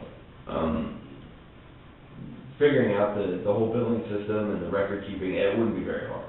It's just, do we want to pass the resolution that we will now start charging C&D, and then find out what rate we want to set, keeping it pretty much even with the other counties, so we don't attract anyone in, and if we want to require that any kind of C&D that's originating from out of county is being brought in by either a county resident or a county contractor in county, so that we don't have an out-of-county contractor bringing out-of-county stuff into our C&D pit, so. Well, I think it helps us, I mean, here again, I guess, what I was just thinking is, that as opens up, we need to keep our fees in line, if not a little higher, so we can divert as much out there as we can. Absolutely. If you have your out-of-county person and out-of-county, I mean, we can just say, if you're an out-of-county contractor, you're an out-of-county stuff, you're gonna have, I mean, they're definitely gonna have to go to Bennis. Right, and as soon as they go up, we can just do a 10% cost increase, and everybody will just, or just see whatever. Yeah. You could just close the. Oh, you could do that? Because we got, instead of having to replace it, because I think he said he's getting to the point where we're gonna have to. We have go 5, later. as of right now, we have about 5 years left, and to build a new pit, the estimate is $118,000 without engineering, permitting, and any costs associated with compliance, because we don't know where compliance with C&D landfills are gonna be 5 years from now. Right?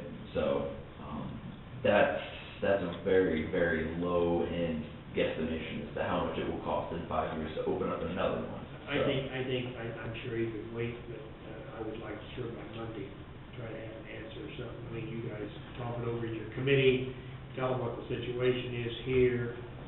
I'm not trying necessarily, I appreciate this guy being honest, but he's bringing out county stuff, so I'd like to try to accommodate it. Now, I do know, just by looking at Leavenworth, if he is working in Kansas City, he could go to Leavenworth, but they do charge $48 a ton.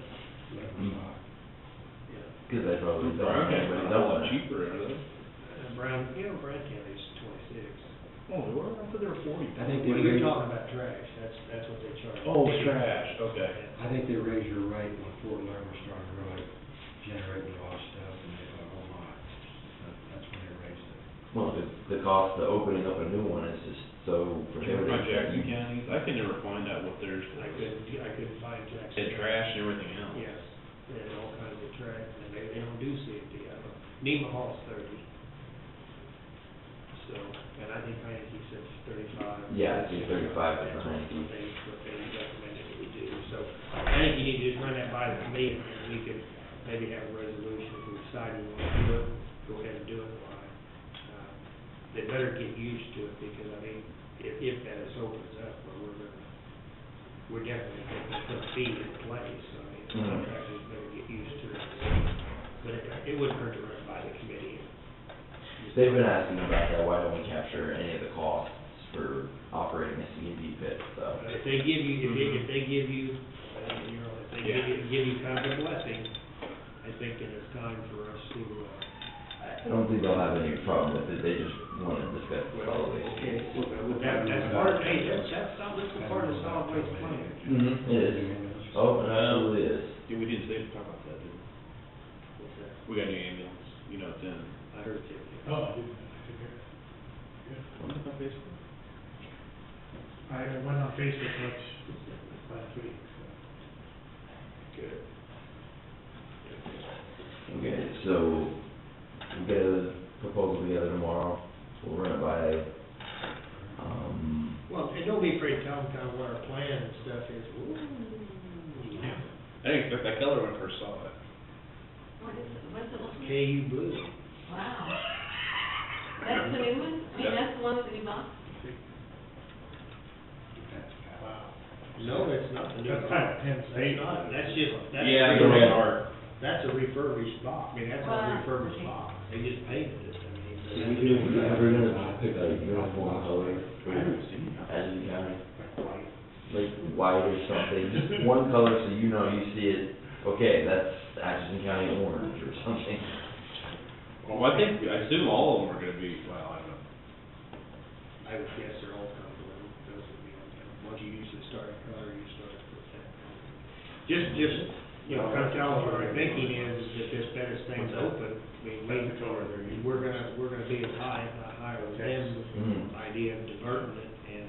And if it looks like they're gonna work out, we may even close the C&D pit, which that opens another can of worms, not a can of worms, it opens the possibility of staff reduction. I mean, if you, because it takes, they need to figure out one full-time guy. Oh, yeah. Do it better than them, so. Even though, according to the Schwab-Eaton report, and I don't know if this is true or not, that we only accept C&D 2 days out of the week. Oh, okay. So, but you're right, that whole component of the transfer station is removed. We'll address that issue of repurposing, retooling, I restaffing. don't know, I never even asked. But, yeah, we'll have proposals ready, and if they sound good, we'll entertain a resolution. And then please to call the contractors then, let them know. Why not? We need to send letters so that you have some documentation that. Well, we don't have to, I would give 30 days notice on that. Okay. I mean, I wouldn't just say the next load that shows up, hey, guess what, you get a fee. Right. Get, so that they wanna look at other options, that's fine. If they wanna come up and protest, that's fine. So, Okay. Well, yeah, maybe just giving them a month where you don't impose it at all. Just don't We're slow. gonna start into heavy construction time. Yeah. And, you know, they're gonna say, oh, that's a nice timing, you know, so. Yeah, I'd give them 30, 60 days or something like that. Amazing that the cost per ton to charge them was more than what it cost to, well, I guess that'd be about the same cost of home and trash wise. Well, it's a little cheaper, but. I think that cost goes towards opening up another one. Oh, it'd have to be, because does that make sense, like charging 35 or whatever we said it was? Mm.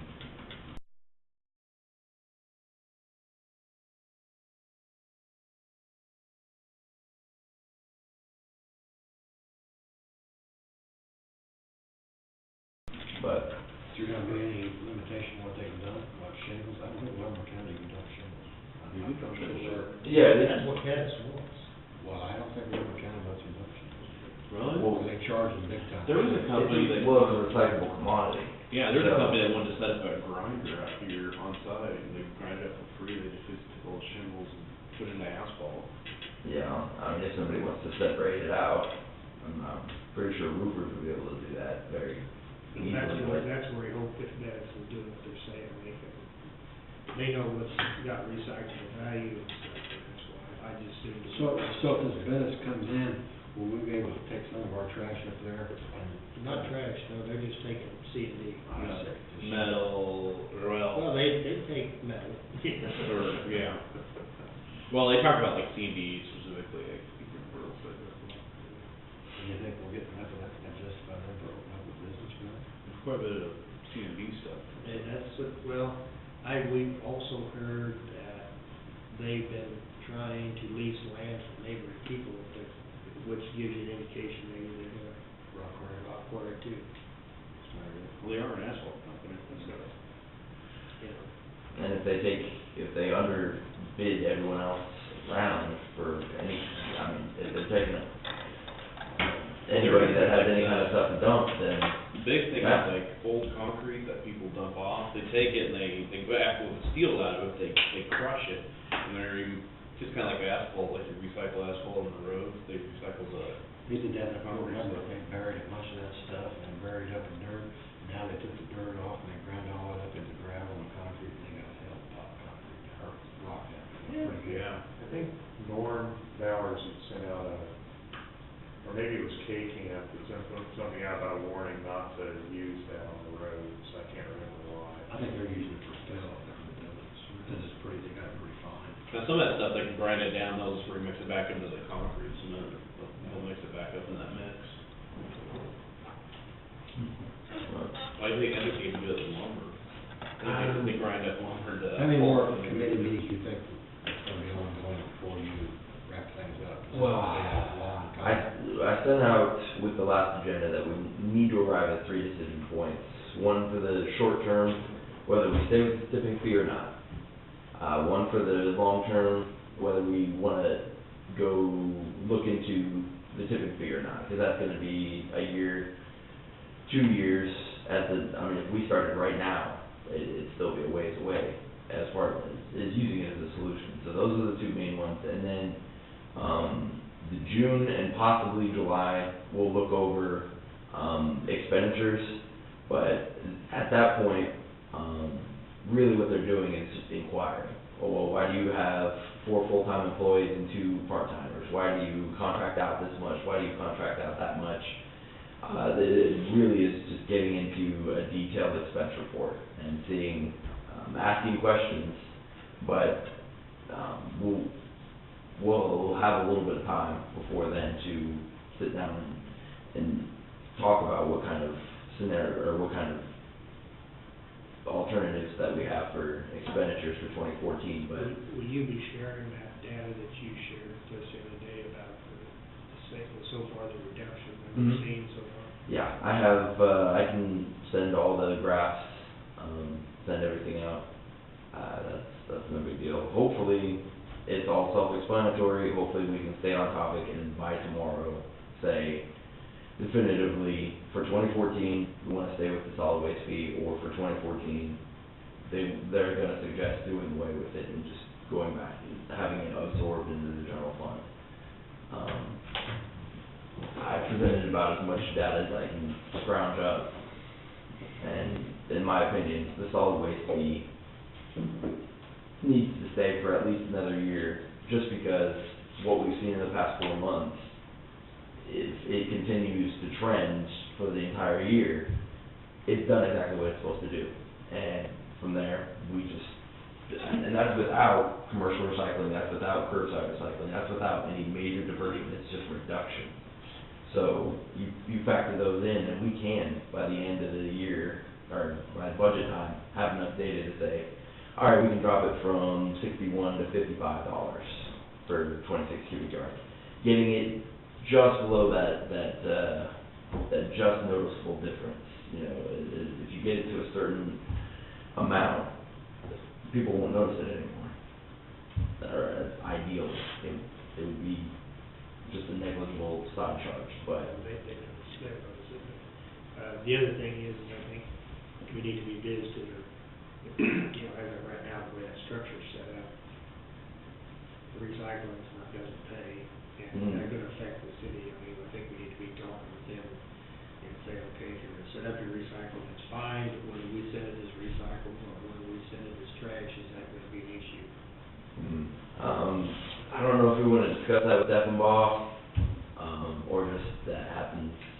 Well, I just see what the committee says and see what the city of Atchison, you know, kind of what they say. I don't think Effenbaugh can say anything about it. I mean, the worst they can do is just, they can come back and say, well, we want to renegotiate or something. Maybe they'll come back and renegotiate that recycling. But, man, if I'm gonna be paying $20 a ton to subsidize recycling, No.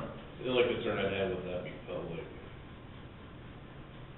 that we'd have to be careful with that, because if we're throwing it in the trash, granted, monetary wise, economically, it may not be the best, I mean, we can ask the committee, It but might not I'd be careful. It might not be the worst thing, but the public perception backlash from it for implementing all the recycling and stuff. let them give us some feedback. Are you willing to, do you want to pay another $25,000 to do this? Mhm. I talked to Gary here this morning. They are not going to be ready to start their curbside recycling in May. And I have the impression from talking to him that it may not be before the end of the year. Okay, so it won't be an issue. But they've got several, well, they don't have all their trash cans, they've got to do that. Yeah. They've got to do that whole thing again, they don't have the trucks with the automatic arms yet. So The issue, because we just had our meeting, and the issue with it is having to convince the public works that we're gonna, or the city's going to do the whole automated side loading arm, so they did that, and now, you know, one, retailer is saying 6 months, one's saying 3 months, depends on if it's, already built, if you're building it from scratch, but that May 1st deadline is not gonna happen. And so we're realistically looking at late July if it's something that is already built and ready to go, or if they really need to have that specific dimensions and specifications, then it is gonna take longer. So the longer it takes, the more we're saving. Because next week we go to paying $30 a ton. So what about, I mean, at what point do we close this recycling center down here, so we decide, I don't know if we can close it before the curbside is in place.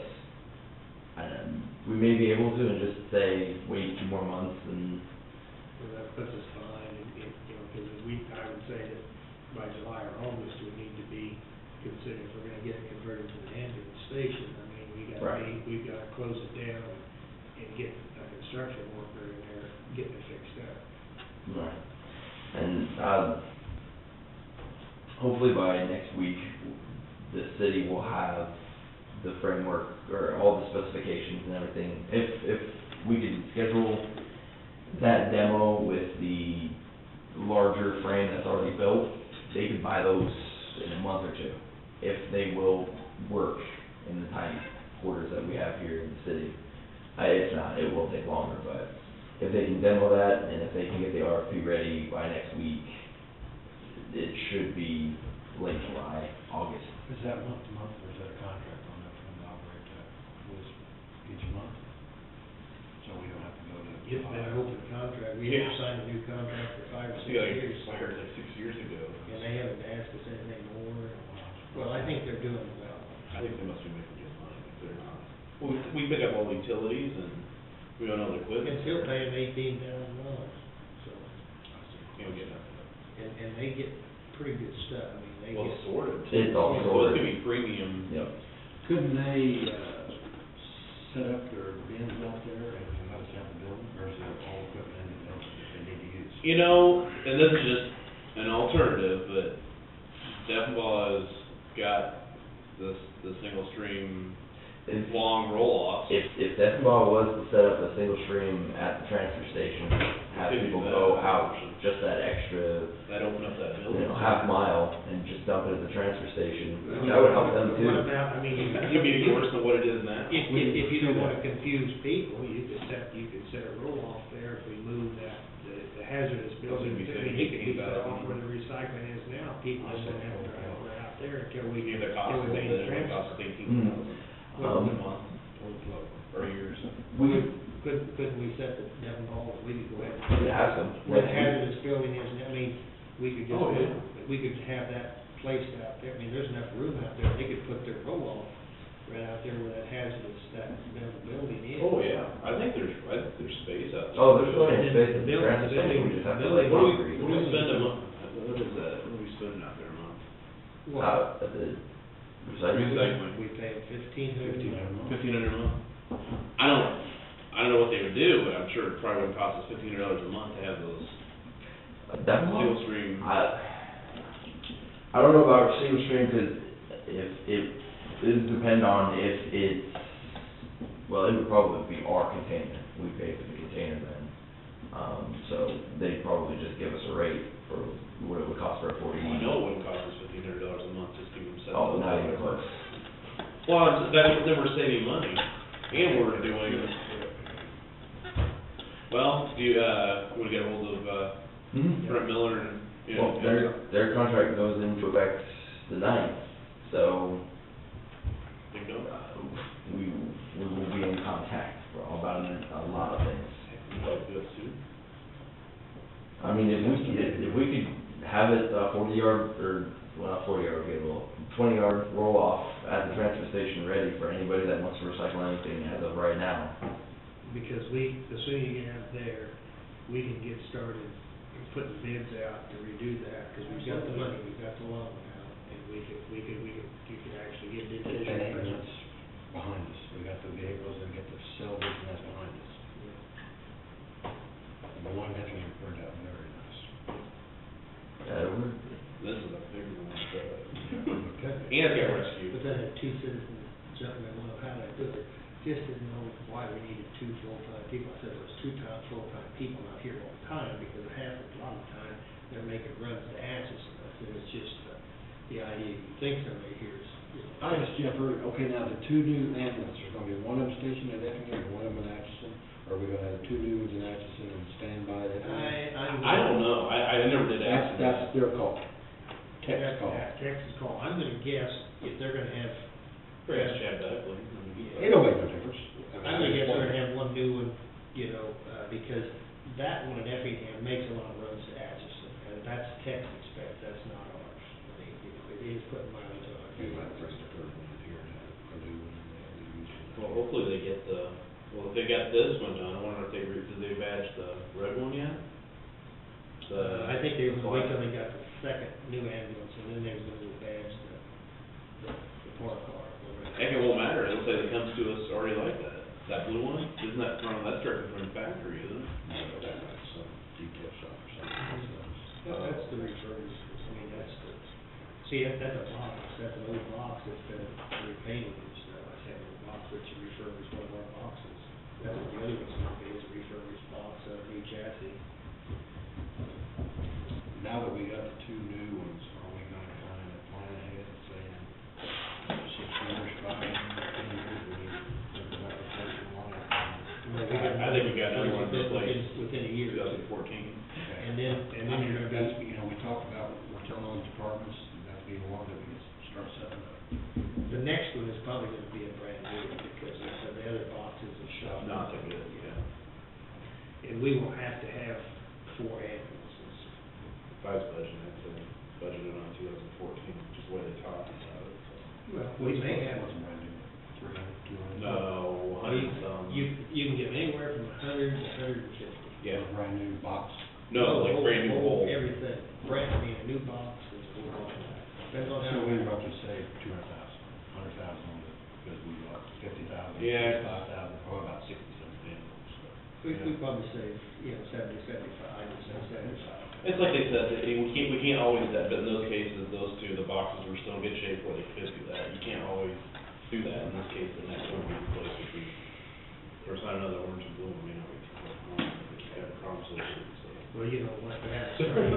All they do is pull the relay fuse out and put it back in and it starts. So they're Yeah, I checking bet it. if you're out there and you got a patient and it won't start and you go to pull it out, oh crap, it's worked before, now it doesn't work. That's true. Well, And we do that. Ford is they're thinking, they're gonna try the relay switch, they're gonna try to. Now, replace that one, you can easily replace the box and still be good, 'cause Yeah. that's probably the best shape box you Yeah. have. Yeah. So really, there's one full one that needs to be, that would be replaced, and then the cab and chassis would be on the second one. Yeah, our next major decision probably is that real old one that needs totally replaced. This other one continues to be functional, you probably just replace that old junker, that one's got high miles and stuff. And next time we refurbish that. Then refurbish the next one, And then we have to refurbish it. we'll be in good shape. Yeah. Outside, then the drain will be good. Oh, you have anything else? I'm good. Okay. Good, well, bring us the recommendations on them tipping fees for C and D. I will, And I'm closing the transfer station. I'll send an email right now. See if we can get us a price quote.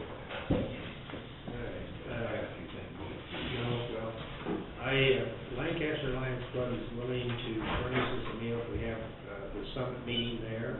They just wanna know when. I guess we need to probably, I think we need to be sending letters to all the cities and give them some possible dates to see what works best. I'm guessing a Thursday or Friday because of some of the councils and stuff, have meetings Monday, Tuesday, Wednesday. I think our last one was on a Thursday, if I remember right. But, give them, Corona was. It was Thursday. I think it was a Thursday. Was it in February or March? January? That was in January. January the 10th. That was a Thursday night. I'm just saying, in kind of talking about the intent of it. January the 10th. You want legislators there? If they want to come, yeah. Or whether, it's up to them. They can be invited. I think the first I meeting. think the legislators, they were good the first one, but I think we really need to dig a little bit deeper than what they're talking about. We need to get a Well, little we're not to that point. I mean, the legislators aren't gonna get involved if everyone agrees that we may consider revoting. And that's the only place the legislators, I mean, we're not even to that point yet. So I think at this point, we just need to have a meeting and a powwow. And I think the main thing that we're trying to accomplish is that Pat said is we're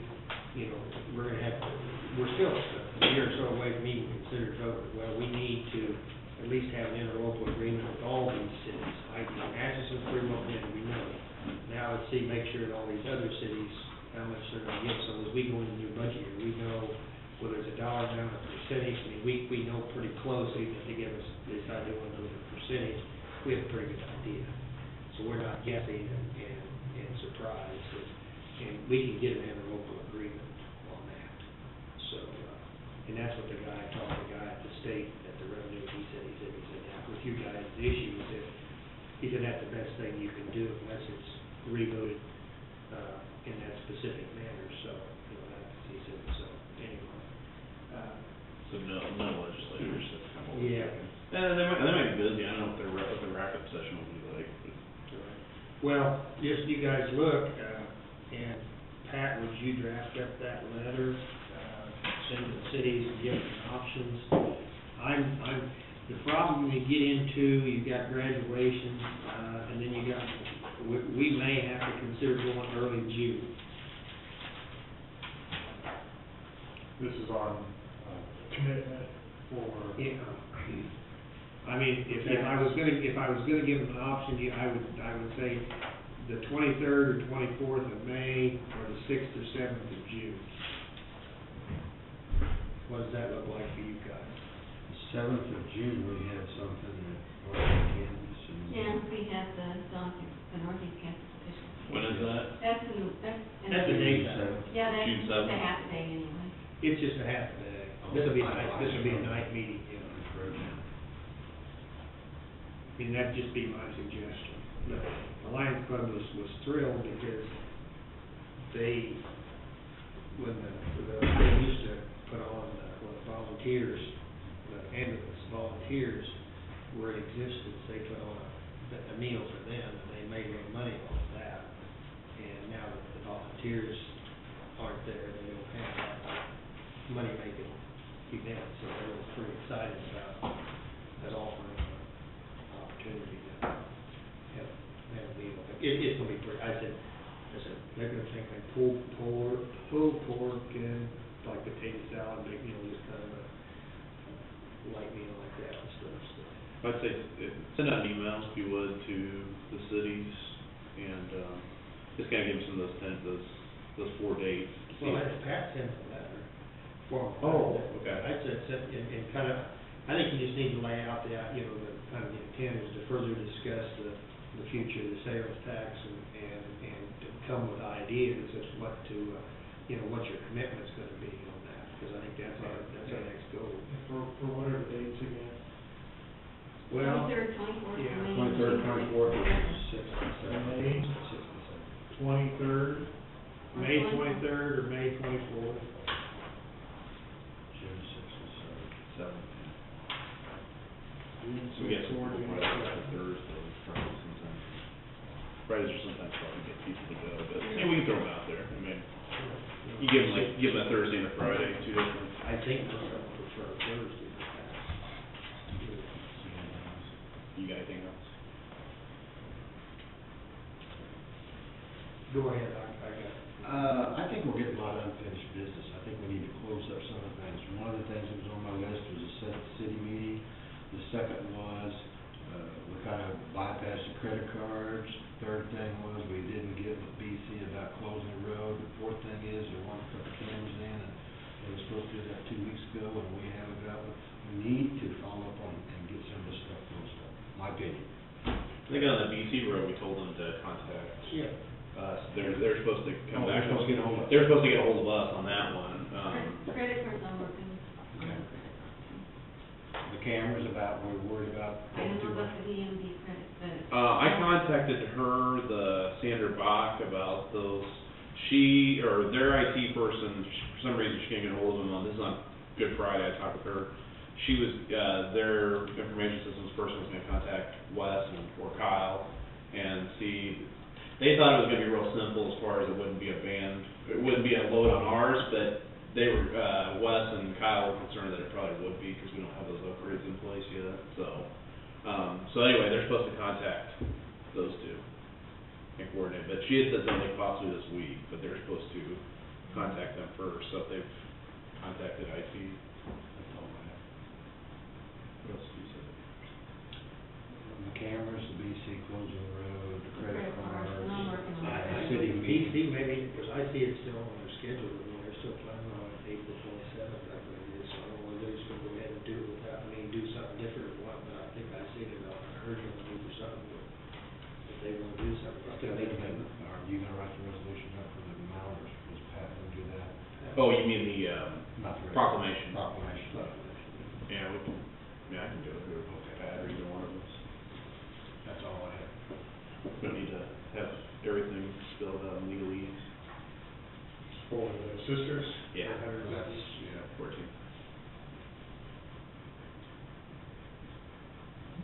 I got two real short things that let Jack go.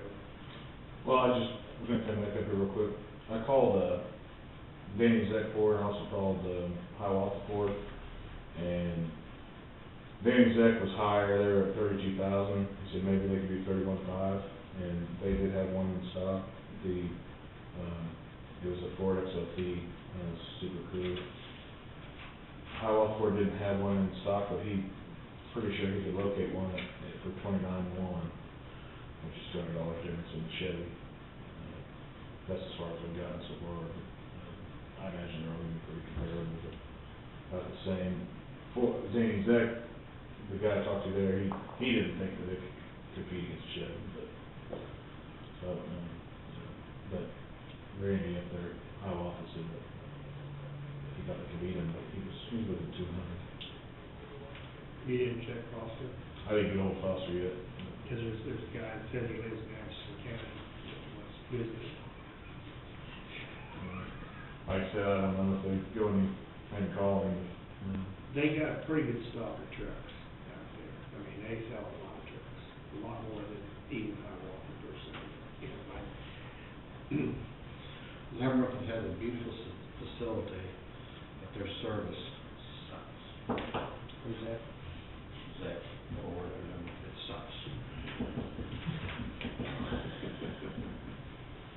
The only,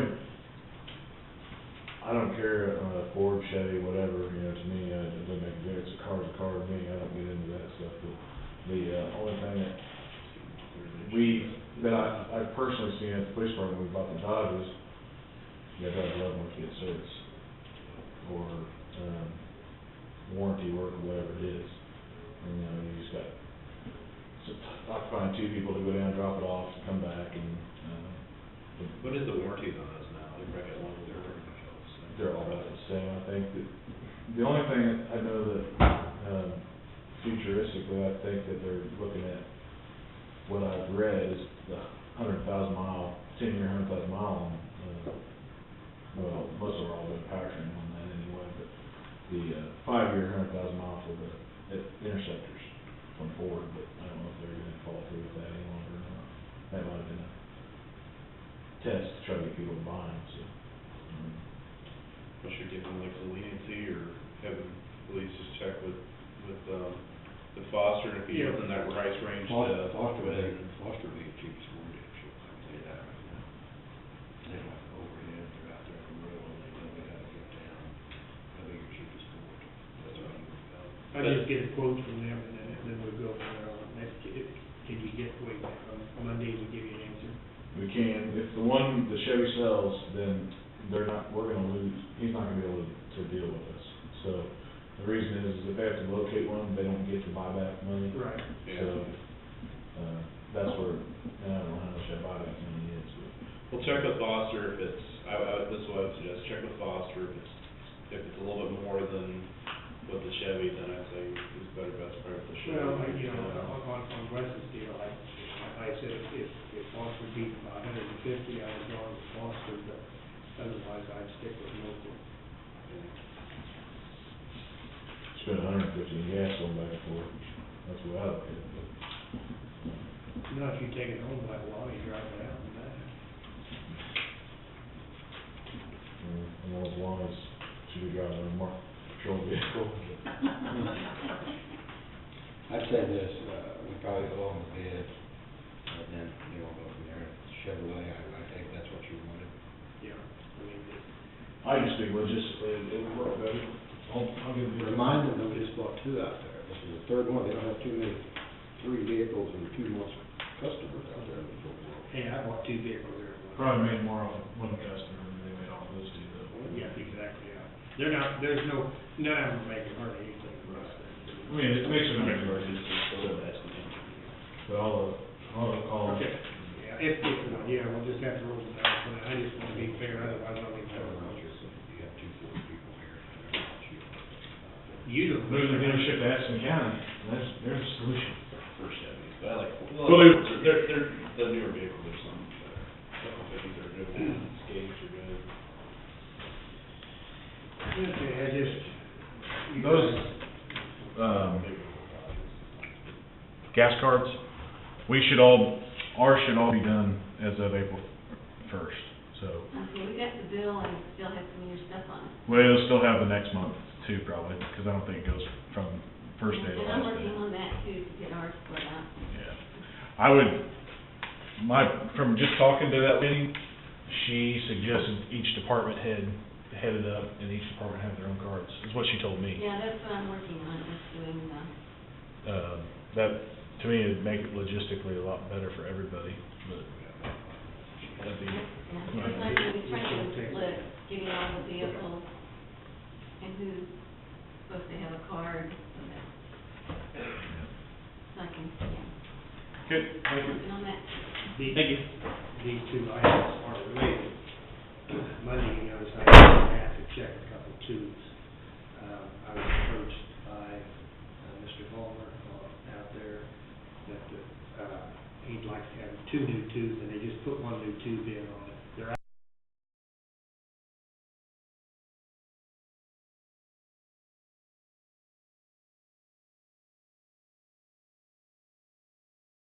actually counties take care of, but they service township roads coming into the county road.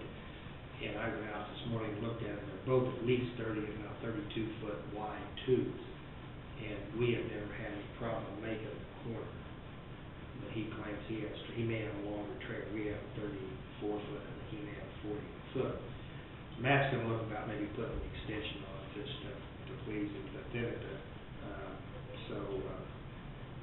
I say it's gonna wait, he was wanting to know on, what did we decide on that bridge of Cherokee Road?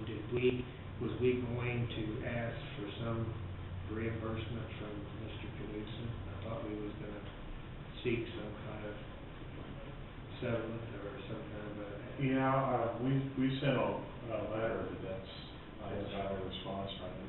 And did we get the bridge that the other bridge that got ripped? Charlie's bridge got ripped. It was a ripper, it was a ripper. Well, they probably did, but I don't know. Did we get a payment on that? Do you know, Colleen? On what? Well, the bridge that was damaged by Charlie Slitzmont's hired man, that one when they ripped the planks up and stuff. We figured that was gonna be, we wouldn't be out anything on that one. The other one, I think Pat said at best, whatever salvage value, I mean, kind of. That's a good point, though, because I've had people asking me, like, why don't we see, because I think a lot of counties do. Well, the only thing we have to be cautious is that, you know, we have to either, hopefully that we have posted properly what the waypoint is. Otherwise, then you get into really cloudy areas. We have a really good statute on their requirements. They've got a requirement that planks the bridge, actually, if they're taking heavy stuff over. Now, nobody does that, but it's in the He's statute. right, though, it should be, there should be signs. I drove past one up on Pawnee Road that didn't, it's a concrete bridge, and it didn't have any posted weight limit on it, too. I had no idea. You should have that stuff, just to be safe. Till we went to Topeka, and they stressed about make sure that you have signs out there. I had no idea. It's all a liability thing, you know. And I'm gonna tell you, I mean, we're gonna be facing it with these guys, these bigger combines, this bigger equipment. We're gonna see more of this, I'm afraid. Because they've handled it it's just a matter of time. They say that it'll take it for so long, and then pretty soon all of a sudden, boom, they just give it up. That vibrate and shake it and stuff. So, anyway, I just want to bring out because this person had asked me about the two things to make sure that they got reimbursed, because he was afraid if he fell through one of his bridges, you don't know if who's gonna come after him. Now, you wanna know the bottom line? It's one Charlie Lumber, Chuck Lumber. Well, anyway, that's really all I got yet. I just wanted to let you know, so. We can talk about Monday. Wes wanted us to look at that resolution, yeah. The resolution for the, Joint Communications Board, he wanted us to get on that, so I haven't heard. He wanted me to get ahold of Trey, see if Trey was gonna be on that Joint Communications Board, but I've not heard. Or Trey was gonna talk with Chief Police and Fire Chief at first before he did something, but Wes wanted us to try and get going on that resolution. I saw him today, and I should have talked to him about it. Oh, okay. Have we thought what we're gonna do if Monday we exceed our capacity of people coming here, we're gonna move someplace else? Well, it's not an official hearing, so we are kind of limited on.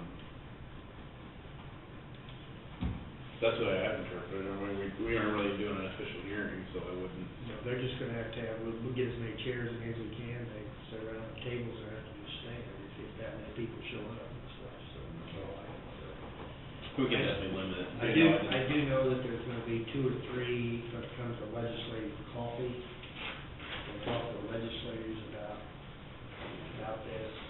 Definitely do. We got kids playing soccer. I'll speak on your behalf. Absolutely.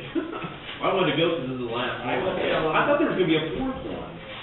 I will tell them that you want all the tax we can Motion to adjourn. Oh, I'm sorry, go ahead. I move we Well- adjourn. I didn't adjourn. You got something else? No, I must have missed something that